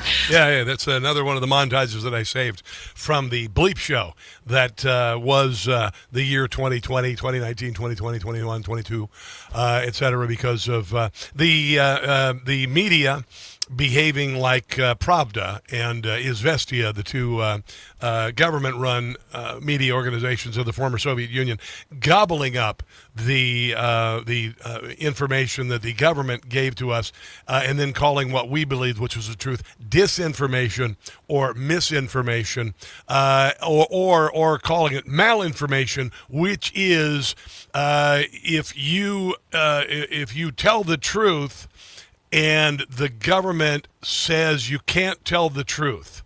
So malinformation is when you are telling the truth and not what the government says is right, even though you're right, and you should accept the malinformation. It got all really weird. It got all very Maoist. It got all very Stalinist there for a while, and I'm never going to forget it ever, ever, ever, ever, ever. A little more Rob Finnerty from Newsmax talking about the psychopath Anthony Fauci last night and his diary. My team has gone through all of this, the entire Tony Fauci man diary, and it is worse than we ever imagined. Here's another entry from Tony dated July 13th, 2020. Quote, yesterday, Florida had 15,000 infections, the most for any state since the beginning, because Tony, of course, always starts with the death. He always talks about the death toll in almost every journal entry. Then he gets to the most important news of the day, which is where Tony is at his very Tony best, Fauci on Fauci, that portion of the diary entry. Quote, major show of support for me from multiple sectors. I don't know what that means. Most people expressing outrage that the Trump administration would be so bumbling and incompetent to try and discredit the most credible scientist in the world, end quote. Tony Fauci actually wrote that about himself. Think about that. I know. This is why I say he's just like a serial killer. He's just like a serial killer. I mean, honestly, I'd love to have a psychologist on the show to talk about it, because he is manifesting the same pathos as a serial killer. I hope he dies broke and lonely and shamed. That's all I can pray for, honestly. And I would also pray that anyone who bought this, all of this, what I call the stupid, I don't know. I'm hoping maybe that they will come to some sort of shame over it, but you really don't have a sense of shame because you're too bloody stupid and susceptible to nonsense. There you go. Buster in Santa Cruz, the home of the glorious KSCO radio. Hello, my friend. What's on your mind? Hey, bud. Hey, I tell you, I'm just as mad as you are, Rob. I can't. I mean, my blood is boiling. I know. Yeah, dude, I'm getting a vibe like this may only be the tip of the iceberg. Oh, of course it is. Of course it is. Of course it is. Of course it is. Yeah, there's much more to it. What are your feelings about a depopulation movement? I kind of thought that, because you're giving people a vaccine that has caused so much death and whatnot, and then I'm reading stories like the other day, like all of these coroners who are finding these almost plastine kind of buildups in arteries of people who've been vaccinated. You've got people who young people who have myocarditis. You've got infertility. Yeah, certainly that's crossed my mind, and I wouldn't actually put it past them, because they're freaking evil. And you know what gives it away, what? Rob, is he sounds like he's proud of himself. Like in his diary, like he was getting off on all this people he's Yes. bringing down. Yeah, it was almost like some sort of kink, some sort of sadism. He was getting off on it. You're exactly right. That's what it reminded me of. No 80-year-old man acts like a little teenage girl saying that people think he's sexier than Tyra Banks. I mean, what the hell is going on, man? Listen, Buster, I got to run. Thank you so much for checking in, brother. Hang in there. Today was very, very rough and very frustrating to watch this little monster on Capitol Hill. He did not win. He did not. He looks like a fool. He looks like this solidified him as someone that history will remember as an evil human being who lied about everything. Trust me on this. Buster, thanks for the call. Let's take a break and come back. This is the Rob Carson Show. Hey, guys.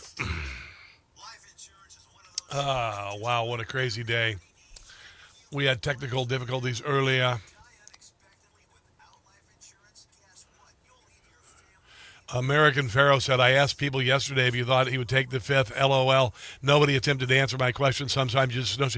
Well, the only thing about that is we had heard you cannot plead the fifth if you have been pardoned, but he did it anyway, so it was unheard of. It was unheard of to do that, and that's why when I woke up this morning, I was kind of thinking about it. And then lo and behold, he did it. And I was like, okay, all right. Well, we got Auto Cannon watching over here and Pat Carr. Yeah, there's he's an evil person. Anthony Fauci is an evil person. Joe Biden is an evil person. There are a lot of people who are just pure evil in our government.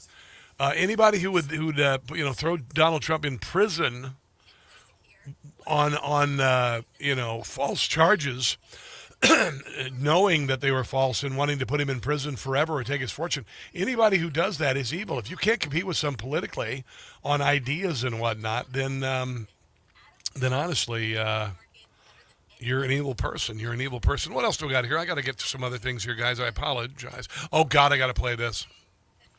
This is so delicious. So delicious. Anyway, thanks for joining me today, guys. We had some technical glitches earlier today. We were off the air for a second before the show, and then got off to a little stumble out of the starting gates. But we're back. Hello, Anan on X. Glad to see you there. A lot of people watching on X today. Pat Carr says I could use a fifth right now. That's funny. All right, I'm going to talk. Here we go.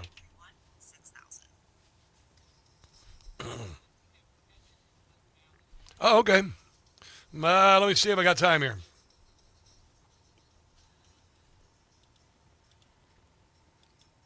Deeper into the diary, it appears Fauci thought celebrities were sexually attracted to him.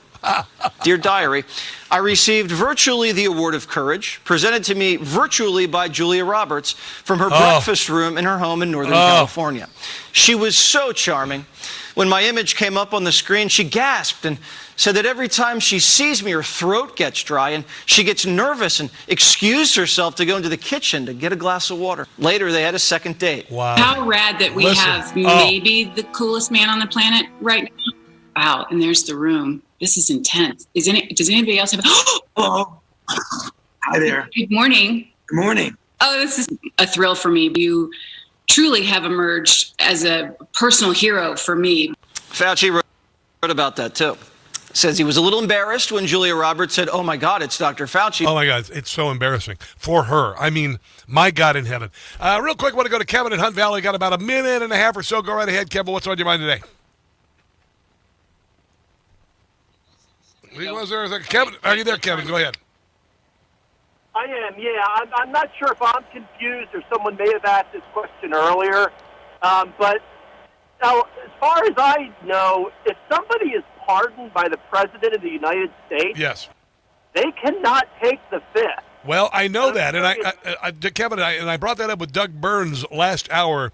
If you get a chance to check out the podcast, listen to it. It was unexpected for me. I was assured months ago that some of the Biden officials could not, if they had been pardoned, plead the fifth. But he went ahead and did it. So their legal experts are going to have to pick this apart. There is the possibility, I guess, of a contempt charge against him. We will see. I'd love to see the book thrown at him, but at this point, I don't have a lot of confidence in the people in power holding anyone responsible. But I appreciate you, Kevin. Yeah, and that's go ahead. That's my big concern is Congress just playing games here again and putting on a show? I don't know, brother. I don't know, but I appreciate your call. Yeah. I don't know. Maybe, listen, honestly, maybe I'm in the wrong damn line of business. Maybe I'm in something. Maybe I'm too bloody honest about things. I need to get into Congress, and I just need to take a bunch of grafted corruption and promise, passing bills and stuff, and enrich myself, maybe get married again, have my wife start a nonprofit, get a bunch of money from Congress. Why the hell not? You're never going to get caught. It's because I have a soul. It's because I have a soul and I have a sense of decency and I believe in God and I also believe in karma and I believe in all of these things. I have a moral compass, unlike people like Tony Fauci. The rest of us have to suffer. The rest of us have to slave. The rest of us have to, maybe if we're lucky, cross the finish line with a meager retirement before we die. Meanwhile, these jackasses get rich and get away with murder. Murder by the millions in this guy's case. Last hour of the show out ahead. Don't go anywhere. The Rob Carson Show is presented by Paramount Plus.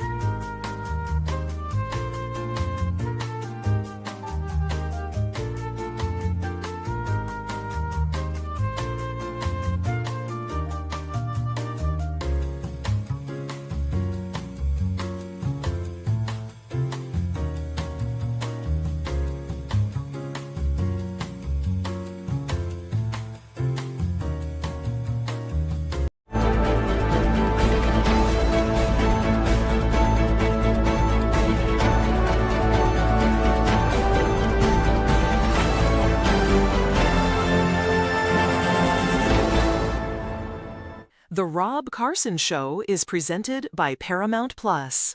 You don't need to live with aches and pains. Visit ReliefFactor.com today.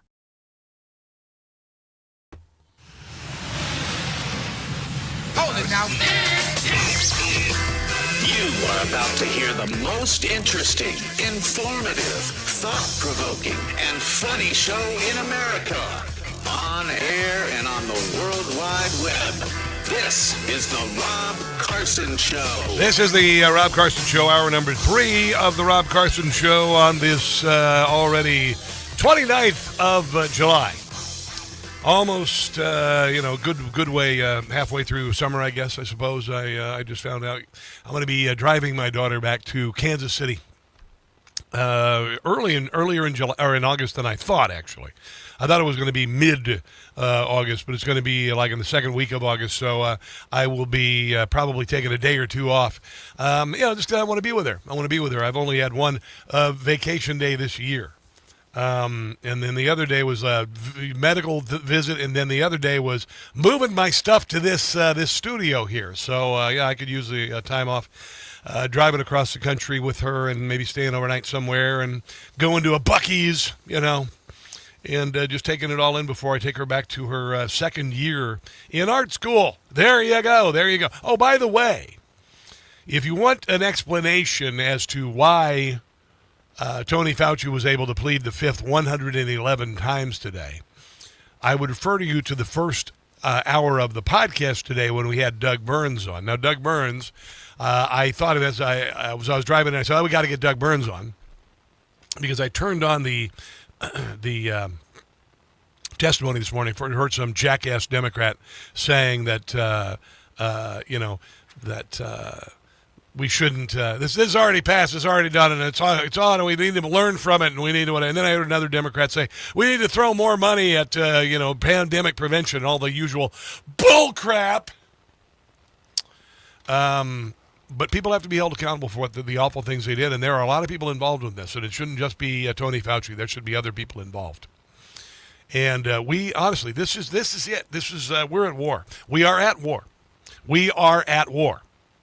And if this didn't get your hackles up, to say the least, and cause you to say, we've got to not only maintain our ownership of both houses of Congress, but gain on them and really, really, really go after these guys. Gut this deep state. Burn this deep state down. Make sure these people are held accountable for what they have done to us and our country. We have got to do this. Homeboys, hillbillies, and Hebrews. I've been saying this for a very long time. Homeboys, hillbillies, and Hebrews. We have come together to save America. Now we are in the next phase of battle. We are not battle-weary. We are battle-hardened. One of my favorite sound bites of the day from the hearing came out of a little unexpected. It was Bernie Moreno, sounding like the rest of us, by the way. I said after the 4 years of the Biden administration, the open border, the persecution of Donald Trump, the raid on Mar-a-Lago, the impeachments of Donald Trump, the censorship of us, that when Donald Trump was elected, he needs to come in off the top rope with a folding chair. And that's what Bernie Moreno did today. It was about 6 years ago today that I decided I'm going to give up my businesses, sell them all, run for office, run for the United States Senate. Here I am sitting in front of you 6 years later saying, who the f*** do you think you were for doing that? It is a total disgrace what you did to this country. And if my Democrat colleagues are standing there defending you, I hope the voters of the United States of America watch the clips of every one of you doting on a guy who was more interested in being a celebrity than saving American people. There is no defense of what you did. You may have had a 50-plus year legacy of public service, but it ends in total and complete disgrace. Yeah, there you go. I love that. Here's the other soundbite that I really enjoyed. Josh Hawley, because, he's just going to plead the fifth, so Josh Hawley thought he'd just kind of play with him like a cat plays with a cat toy, swats it around a little bit. Listen to this. It's magnificent. What day of the week is it today? On the advice of counsel, I respectfully decline to answer based upon my rights under the Fifth Amendment to the Constitution. What color tie are you wearing? On the advice of counsel, I respectfully decline to answer based upon my rights under the Fifth Amendment to the Constitution. What color is the carpet in front of you? On the advice of counsel, I respectfully decline to answer based upon my rights under the Fifth Amendment to the Constitution. Yeah, most Americans are really pissed at this little man. Most Americans, your anger with this man, you don't hold him up. You don't deify him in any way, shape, or form. You despise him for what he did to you and your family and your business. It impacted every single one of you. And if you gobbled it up and you were to, I'll take the vaccine and I'll take the booster, you're a fool. I know some people who get that booster every year, and they're fools. And they were down with the mask mandate, and that makes you an idiot. I got to get this out. Hold on.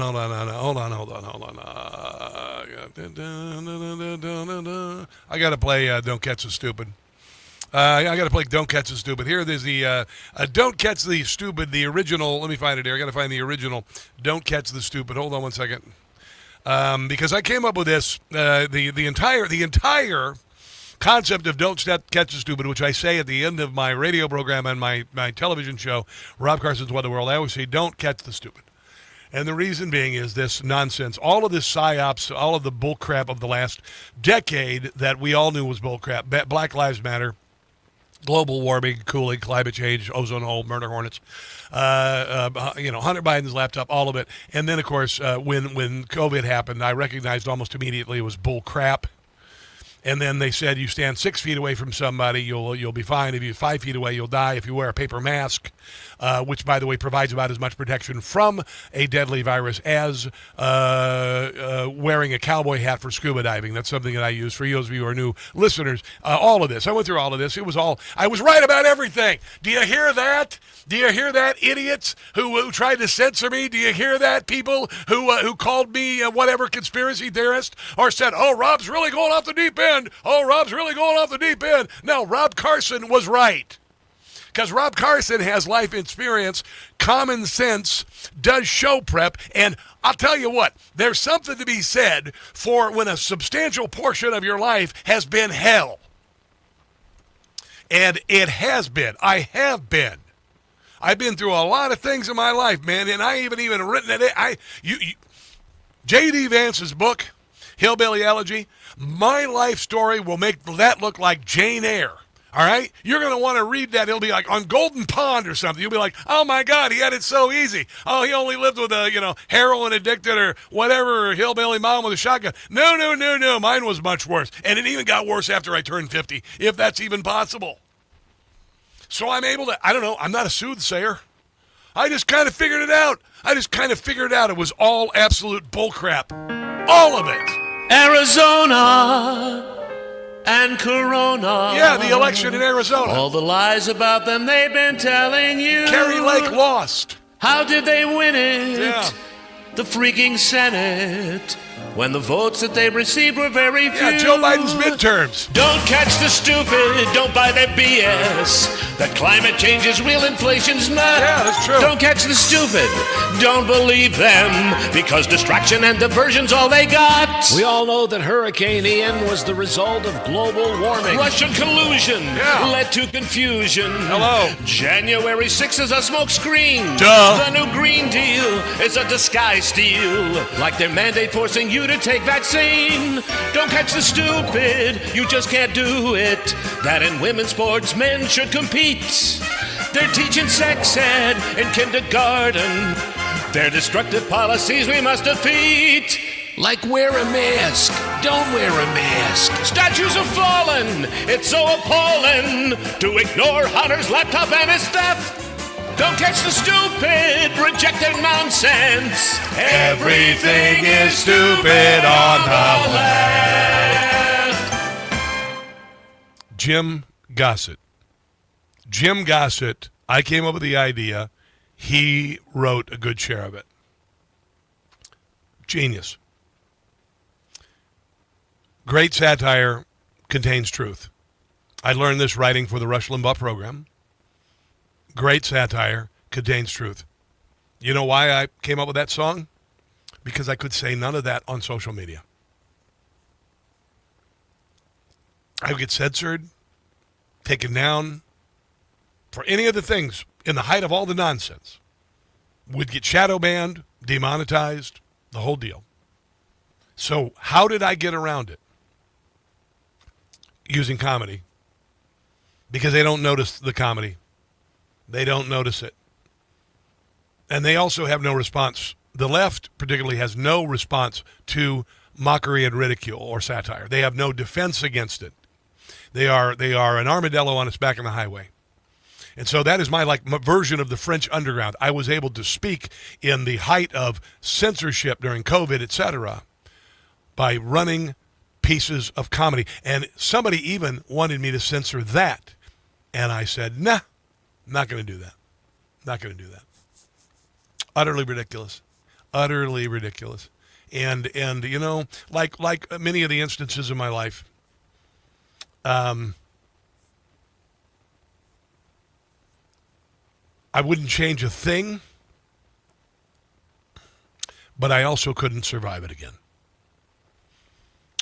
As far as the last 10 years in America, there are some things that I would change. There are some terrible things that happened to us with regard to COVID and whatnot, but I'm grateful that what it's uncovered about the people in power and how awful and evil they are, and how we thought we were the guys in the white cowboy hats, and we weren't. We were the bad guys. And I love that. And it's the only reason that Donald Trump is the president right now in the 250th year of the nation's birth. And I say that the left exposes its flank so we can what? Kick its butt. And they're doing it.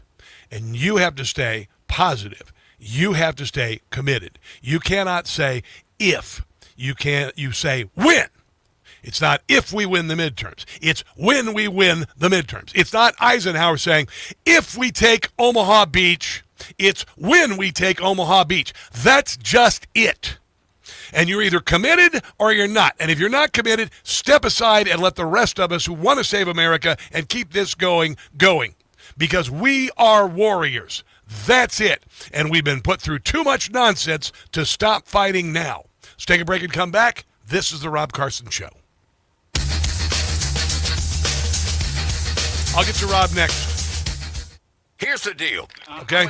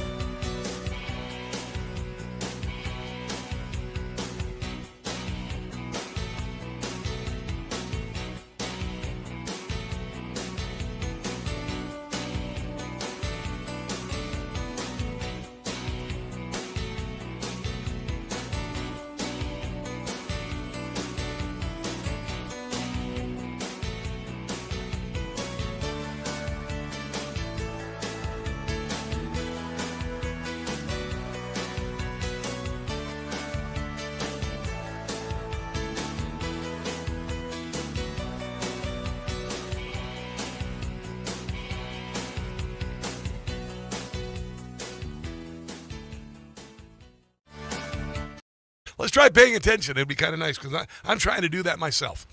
Anyway, sorry, I hate to read people the riot act when I'm trying to do a show here, but sometimes when the host does that, it makes you like, oh, he's being a jerk. No. I just put 10 hours of show prep into a 3-hour show every day, and so I need it to sound good when I do the thing. So there you go. But a lot of people, they're freaking out. Oh my God, Rob Carson, you can't say that, because Republicans are always fatalistic. We're always terrified and all of this. Meanwhile, Democrats can march blithely and say they're going to kick everybody's butt and they're going to win and all of this stuff. But we got to go. You got to qualify everything because we can't have confidence. We can't have confidence we're actually going to win. Even though all of the things that would pretend the possibility of a victory are there, including the fact that the Democrat Party has nothing to run on at all, and they're freaking crazy. All right, of all the things, they're crazy. Do you remember this? Remember the State of the Union when Donald Trump said, stand up if you support the American citizen ahead of illegals, and the Democrats sat down? I mean, my God! And then, of course, all this nonsense of the DSA taking over the Democrat Party, and this. Fauci's testimony, the fact that it's the 250th anniversary of the country and Democrats don't want to take a part of it, the fact that everything is a temper tantrum, no King's protest, Elon Musk protest. I mean, honestly, they're broken, desperate, awful, awful people. There's no reason that you should vote for them. And here is Harry Hinton talking about how underwater the Democrat Party is. Look now in 2026. We're not just talking down there underneath the Potomac. We're talking down there with the Titanic. We're talking 24 points underwater. And this is just the party overall. This isn't the congressional leadership. This is the party. The party. It's just a terrible, terrible, terrible brand. Yeah, absolutely. And the Democrat Party has gone further left than they've ever gone before. Now, for the last 30-plus years, they have been trying to pass socialized medicine, all right? The closest they got to, and they only barely got it, thanks to John Roberts, was Obamacare, which was a massive scam. Otherwise, Americans don't want stinking socialized medicine. Yet this is your Democrat Party now. There's no more debate about it. They want to get rid of private health care. I have a plan for Medicare for all. And pass Medicare for all! I am running to pass Medicare for all. Then pass Medicare for all. Medicare for all. You just said you're for Medicare for all. Is everyone on this panel? Dan, no? Yeah. I mean, okay. Medicare. It's incredible. Just checking. Just checking. That's 8. Yeah, they are full-blown Communist Party. That's what they are.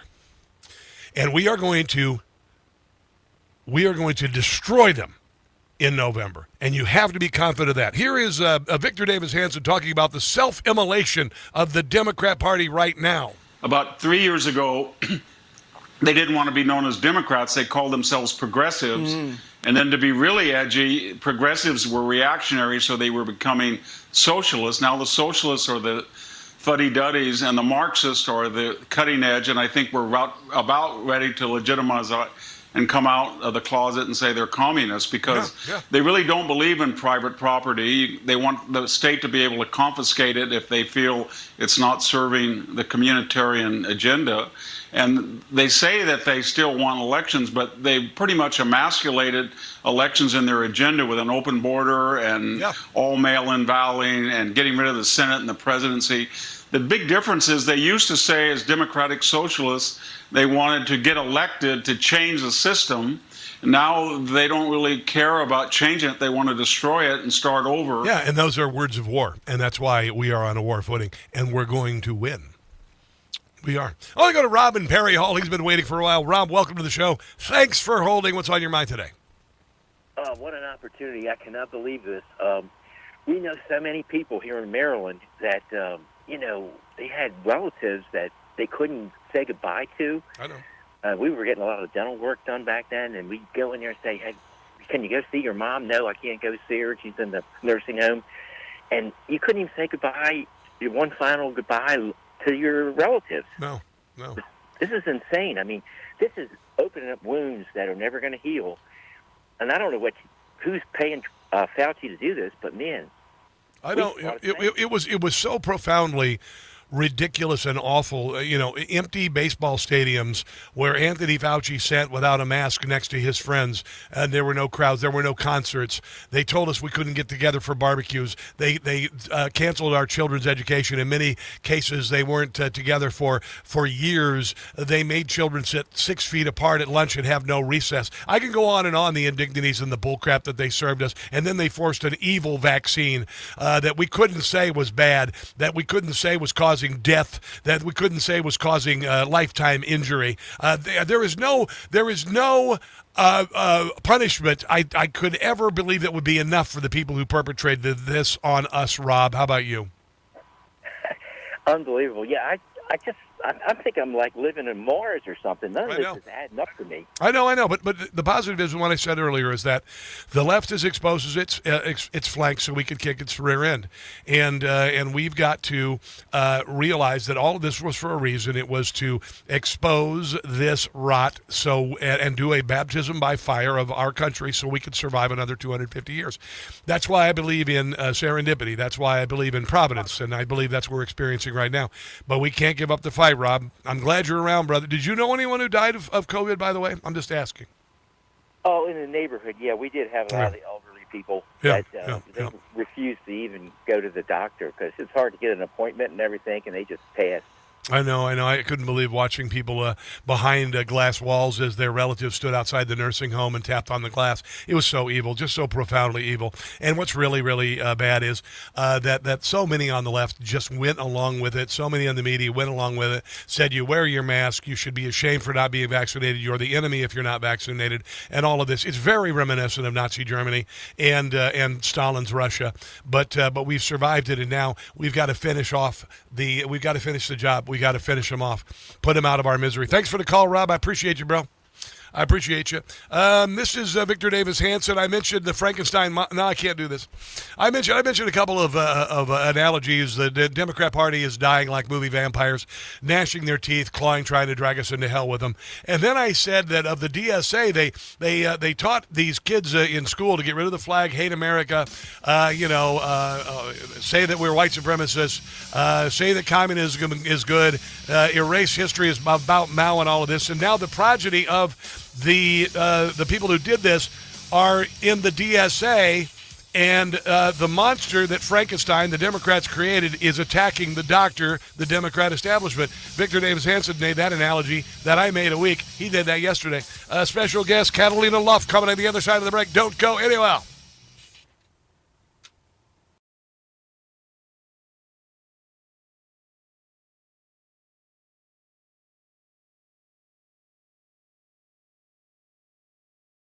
The Rob Carson Show is presented by Paramount Plus. This isn't the end of a fight. It's the start of one. Lioness, the critically acclaimed original series from Taylor Sheridan, returns August 2nd only on Paramount Plus.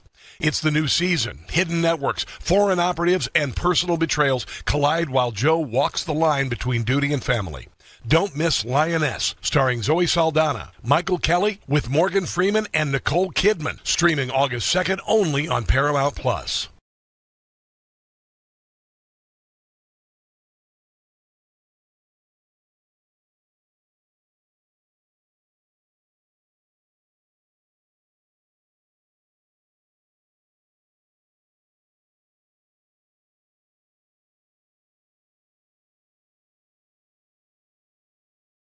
Hey guys, it's Carson for Ghost Bed. Do you really want another summer like last summer, barely sleeping because you were too hot all night?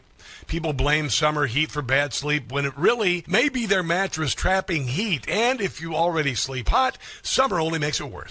That's why I switched to Ghost Bed. Helps keep you cool all night, no waking up sweaty, tossing and turning, or throwing the covers off at 2 a.m. Cooling tech is built into every mattress. It's not some expensive upgrade you have to pay extra for. Hot sleepers are some of Ghost Bed's happiest customers. Read the reviews. You get incredible support, less stiffness, deeper sleep, more rested mornings. I got my Ghost Bed about 6 months ago, and it changed my life. Ghost Bed gives you 101 nights to try it at home. You can sleep on it all summer long and feel the difference for yourself. How many more summers are you going to waste on bad sleep? Ghost Bed is currently having their 4th of July sale, offering my audience an extra 10% off. Go to ghostbed.com/Carson. Use the promo code Carson. That's ghostbed.com/Carson, promo code Carson.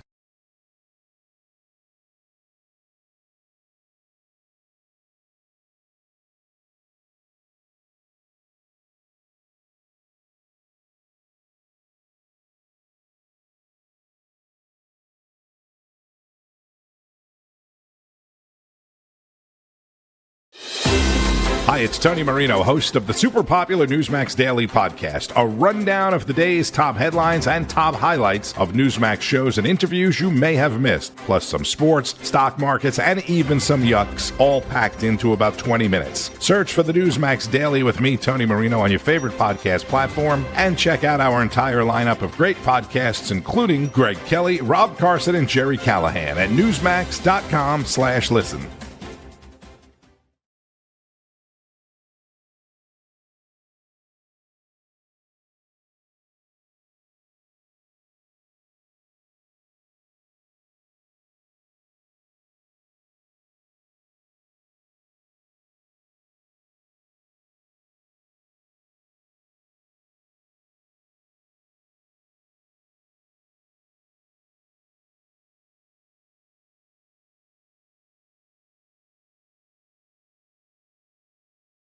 Hey guys, it's Carson for Ghostbed. Do you really want another summer like last summer, barely sleeping because you were too hot all night?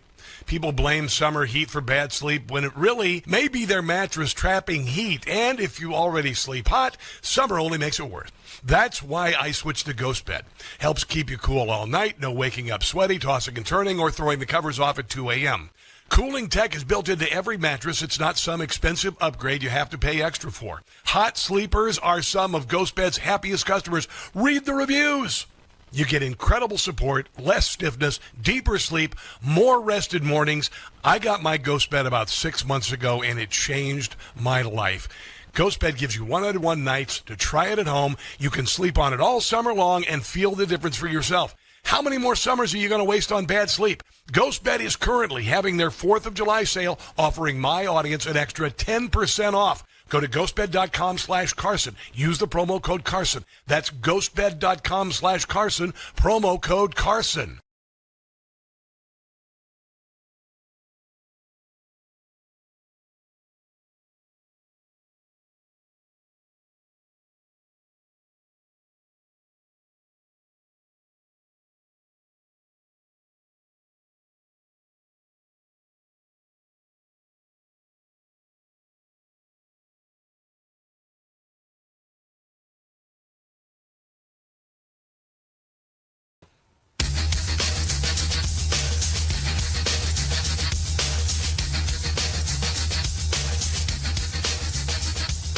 If I don't like it, if they don't behave, we'll go right back to dropping bombs right smack in the middle of their head. That is fantastic. Rand Paul informing Anthony Fauci you can't plead the fifth when you've been pardoned. In the red folder on your table is a copy of Section 192 of Title II of the U.S. Code. Your counsel has been provided a copy as well. That section makes it a crime for a witness appearing under subpoena to refuse to answer any questions pertinent to the question under inquiry. Do you have that in front of you? On the advice of counsel, I respectfully decline to answer based upon my rights under the Fifth Amendment of the Constitution. Let the record record that the witness has refused to answer whether there's a folder in front of him based on his Fifth Amendment right. Yeah. On Twitter, Eric Doherty says Florida Attorney General James Uthmeyer has just announced a state-level investigation into Anthony Fauci after his lack of candor before Congress. The auto pen does not cover state-level crimes. That's where we need to go.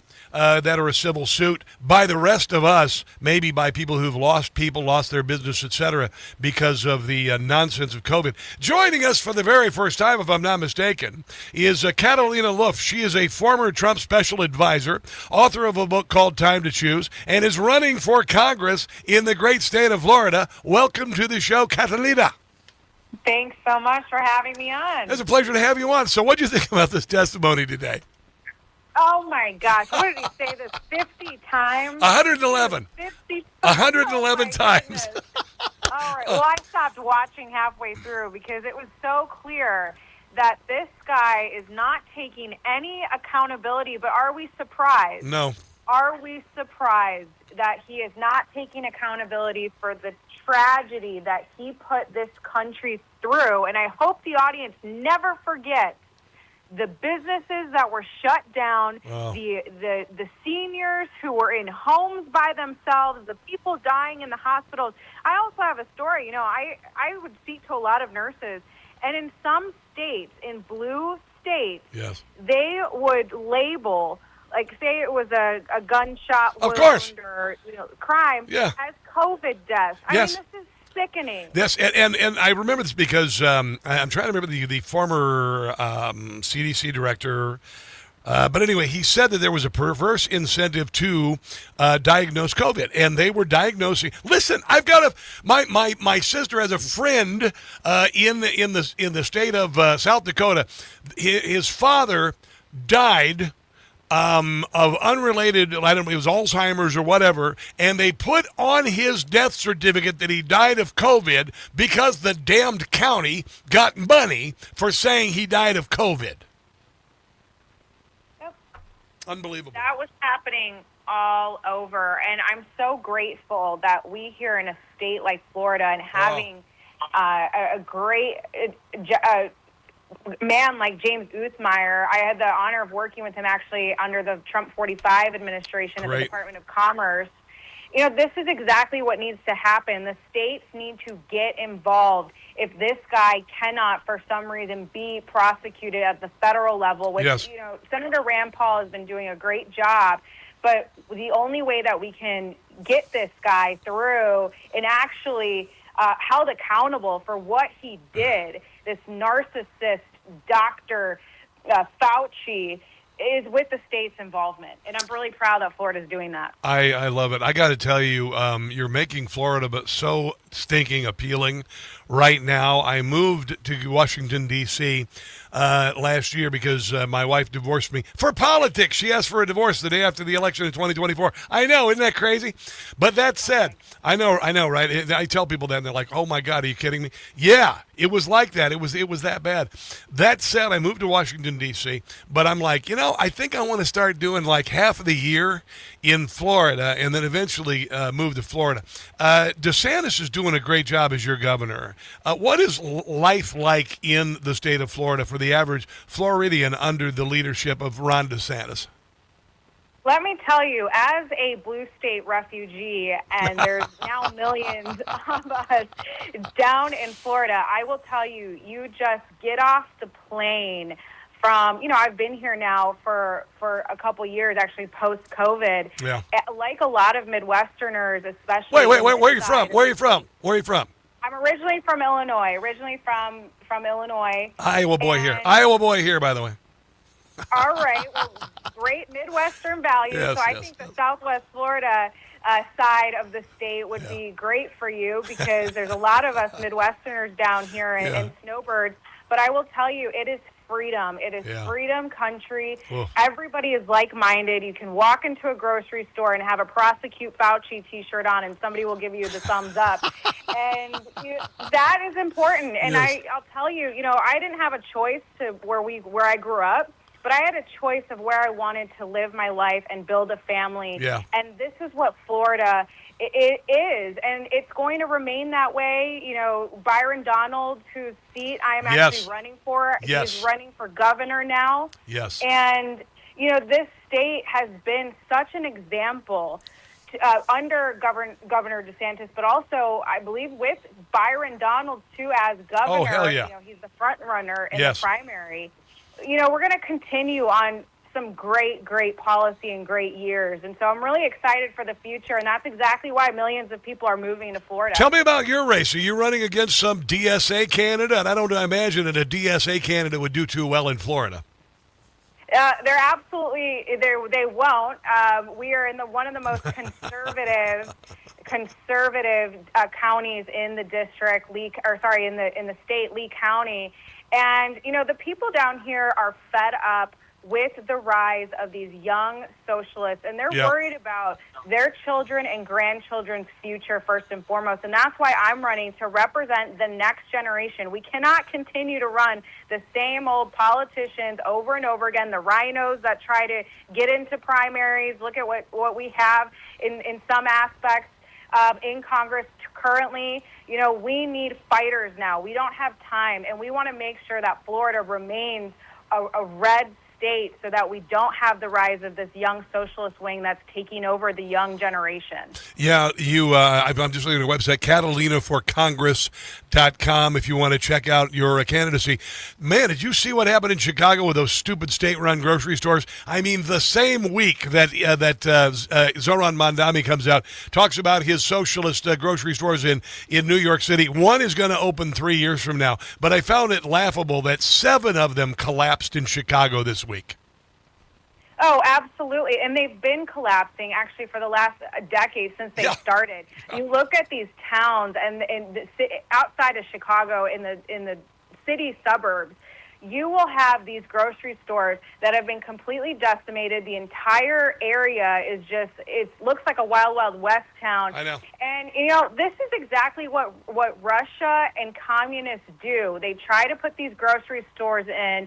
They always fail. Yes. And on top of that, this is the reality, though, that they want in our country, the Mondamis of the world. They want that everywhere in the United States, where there are bread lines, there is no option of choice. Yep. And when you are beholden to the government, it's a very scary idea. It's going to fail in New York just like it did in Chicago. Yep. And let me tell you, we don't have those government-backed grocery stores here in Florida. I thought it was funny, Mondami was talking about at these grocery stores that there were 30 items that you were going to save on. That reminds me of communist Cuba. Normally when you go to a grocery store, or even a Walmart, you get tens of thousands of choices. He's saying you get 30 items. It reminded me of in Cuba where you get like 5 pounds of beans and a pound of rice every month. That's what it reminded me of. That's what it'll end up being. Catalina, can you hold on through the break? Yes, absolutely. Want to continue the conversation on the other side of the break. Catalina Loff is the name. CatalinaForCongress.com in Florida. Let's take a break and come back. This is the Rob Carson Show.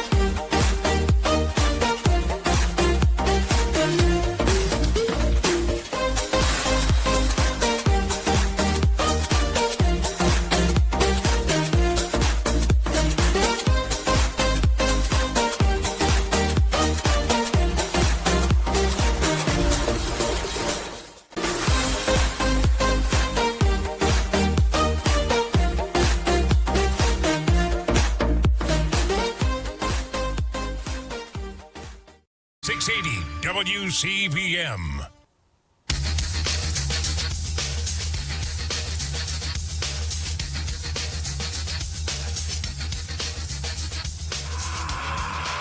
Not about much more your regrets, but I have one, and that is early on that there was the theory that the virus could have emerged from the lab, and early on that became like a right-wing kinds of theory, and I thought it seemed to make sense. Now, there was a really advanced lab that was close by, and then you have this unknown virus out. So, but that became a very partisan thing, and now it seems now it's more and more emerging theory that would have come from the lab. That is John Fetterman, who I mean, when he originally ran for Senate, I was like, I didn't know what to expect from him. He of course had a stroke. I think it turned his mind off and back on again, like you do your computer when it's glitching, and all of a sudden he emerged on the other side with a modicum of common sense. He is a Democrat I can deal with, but they are so few and far between. What did you think about that? Catalina Loff running for Congress in Florida. CatalinaForCongress.com. That I got to tell you, I like Fetterman, and I wish more Democrats were like him, but unfortunately they aren't.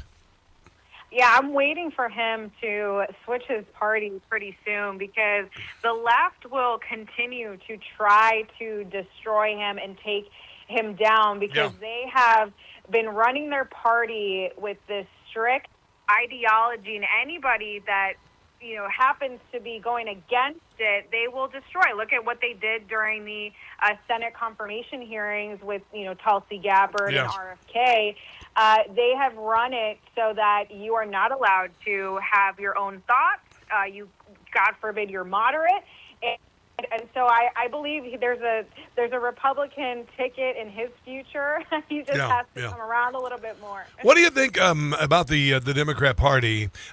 This is Harry Inton talking about the Democrat Party. The Democrat Party is massively underwater by 24 points. Look now in 2026. We're not just talking down there underneath the Potomac. We're talking down there with the Titanic. We're talking 24 points underwater. Wow. And this is just the party overall. This isn't the congressional leadership. This is the party. The party. It's just a terrible, terrible, terrible brand. Yeah, and they're bankrupt. They have no money. They're in the hole. They're literally putting up the DNC headquarters as collateral on a loan. and then the DSA's taking over. What do you think is going to happen to the party?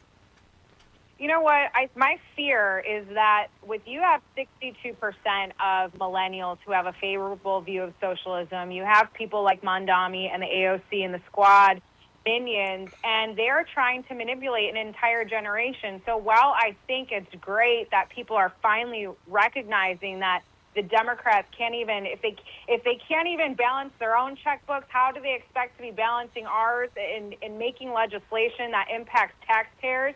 But my fear is the future, and that's exactly why we need a next generation of fighters up in Washington supporting President Trump. This is not the JFK's Democrat, your grandpa's party anymore. This is radical leftism that is trying to infiltrate our country, and they're using the youth to do it. And so we need a very fiery response back. 100%. So while I think they're failing now, but what is it going to look like 20 years from now when you're getting all these millennials that are being manipulated by it? Yeah, we need to look at it as being on a war footing because the left has been at war with us, with soldiers. It's a civil war by proxy with soldiers for hire in Antifa and whatnot. And now it's time we need to treat this as from a war footing and look at this upcoming midterm as saving the country, and I have faith. Actually, you're getting some great endorsements. I see Anna Polona is one of your endorsements. Jim Banks, Burgess Owens, among others. I had a chance to meet APL. She's a little drink of water. A very small person, but a very powerful person as well. I think it's pretty awesome. You got her endorsement. Thank you. Anna and I, Congresswoman Paulina Luna and I, have been great friends for a while. And I will tell you, we talk a lot. And she says, Catalina, I need fighters up here alongside. I mean, you look at just what were the issues that, she's been such a champion for things like banning insider trading, the Save America Act. She's been one of Trump's fiercest allies, as well as Senator Jim Banks and Congressman Burgess Owens. So I'm really proud to have their endorsements. And you know what? These people are true patriots. They're down to earth when you meet them. They're very great people. They're patriots, not politicians, and that's what we need in Congress. Are you hoping for a Trump endorsement? I'd be honored if the president endorsed me. I'm a proud member of his former administration. Have been very loyal since 2015, 2013, actually, and so I'd be honored. Oh, I think you'll get it. I think you'll get it. I think you'll get it. I think you'll get it. Hey, Catalina, whatever you need, we're here for you. It was a real pleasure having you on today, and I wish you the very, very best. CatalinaForCongress.com. Anything else we can do to help you out? Thank you so much. Just follow on all social media platforms and make sure you get out and vote all across the country. We need everybody to take back these midterms. Very good. God bless you. Have a glorious day. Nice to talk to you. God bless you. Thanks. All right, let's take a break and come back. This is the Rob Carson Show. She's pretty sharp. Somebody asked me, Crayon Evangelist asked me on Twitter, where are you from, Iowa? Born and raised Cedar Rapids. I'm from, born in Omaha, Nebraska, raised in Neola, Iowa, and kind of had Minden, Iowa right nearby. I played baseball for him, so I kind of had a couple of hometowns, to be quite honest, so. Anyway, little towns. What do you got here? You're talking about execute better, Scarecrow, do you make hats? Aquaman, I wish, does Rob. Yeah, Rob, do you? Do I what? Want to prosecute Fauci? Wear a MAGA hat? What? I'm not sure what you're talking about. I do have a red MAGA hat, thank you. Rob, do you? I wish. No. I don't know what you're talking about. Ask me the question, I will give you the answer. Anyway, good to see you guys talking over there on the Rumbly Road. Yeah, what do you do, Rob? Do you what? Ask me the question. Ask me again the question. I'll answer the question. CJ Kelly over on YouTube. Welcome to the show, William Ratliff. Good to see you there as well. We got a lot of new viewers and listeners, and we're adding every day, so we want to welcome as many as we can and make sure that you feel welcome as a part of the program, because it's important to feel part of this community, and it is a community. I mean, that sounds kind of cliche and whatnot, but it is. We are a community of individuals on Facebook, on Rumble, on YouTube, on X, and soon to be growing into other platforms as well. So we're all in this together. We are an army. R1 RG Baby D says, I'm a Newsmax guy. YouTube shoves Rob Carson top of my feet every hour and every day. It's unbelievable. Good! Oh, is this a joke? A crucifix to Rob Carson. Yeah, okay, I'm going to delete you. Who was it again? Okay. All right. This is Mike Davis talking about Tony Fauci. Is a monster, right? And that's why he had to get his Biden pardon. So we come to today. He either has that Biden pardon and he's not subject to criminal liability for truthfully testifying today, and he refused. He pled the fifth illegally. So therefore, Rand Paul should hold him in contempt of Congress. Yeah. They should refer him to the Trump Justice Department. Yes. He should face criminal contempt charges. He should face obstruction charges, obstruction of a congressional proceeding. Alternatively, if he didn't take that pardon, if he didn't accept the pardon from Biden, he should face charges for his crimes against humanity, including mass murder. Yeah, we'll try to get Mike Davis on maybe tomorrow to talk about this. Let's go to Mike in Chesapeake Bay. Hello, Mike. Welcome to the show. What's on your mind? Hey, Mike. Hey, Rob. was on the Chesapeake Bay Bridge. Hey. Now I'm deep in God's country. There, I'm looking at a little. I'm looking at buying a little fifth wheel in a permanent campground across the bridge. Yeah, man. Come on over. All right. Go ahead. Anyway, before I get to my point, I want to say something about your last couple of callers. My wife spent COVID as a home care nurse. Yep. And she would come home in tears every night from the people that languished in their homes and waited for her to die in her arms. Oh, my God. From COVID. And it was just disgusting. Fauci, quick answer, easy answer. Somebody needs to dox him. And dox him. I'm not going to say that, but he does need to be. There has to be a way to try him. I'm not going to encourage any sort of vigilantism or whatnot. I would, however, shame him in public if I saw him, and I'm praying to God in heaven that someone will prosecute him so he dies penniless and shamed, because he's not going to be on the planet much longer. And I'd like his last remaining years to be a time of reflection and guilt. But I don't think he has a soul for that kind of thing. So you know what I mean. You know what I mean. I'm sorry for what your wife went through, but you know what? What an amazing person to be able to do that and deal with a situation like that where it was out of her hands, and that she was an angel for people. Yeah, I mean, every night. All right, brother. In 3s and 5s. Well, I appreciate her. What's her first name, by the way? Jen. Jen, thank you. If you're listening, thank you very much, Mike. I appreciate you, man. And maybe I'll see you on the other side of the Bay Bridge. Go get a crab cake, baby. What do you think? Yeah, man. All right, I'm up for it. I'm completely down. I would completely have a crab cake with you in Denton. Hell yeah. Stay in touch. All right, we'll talk.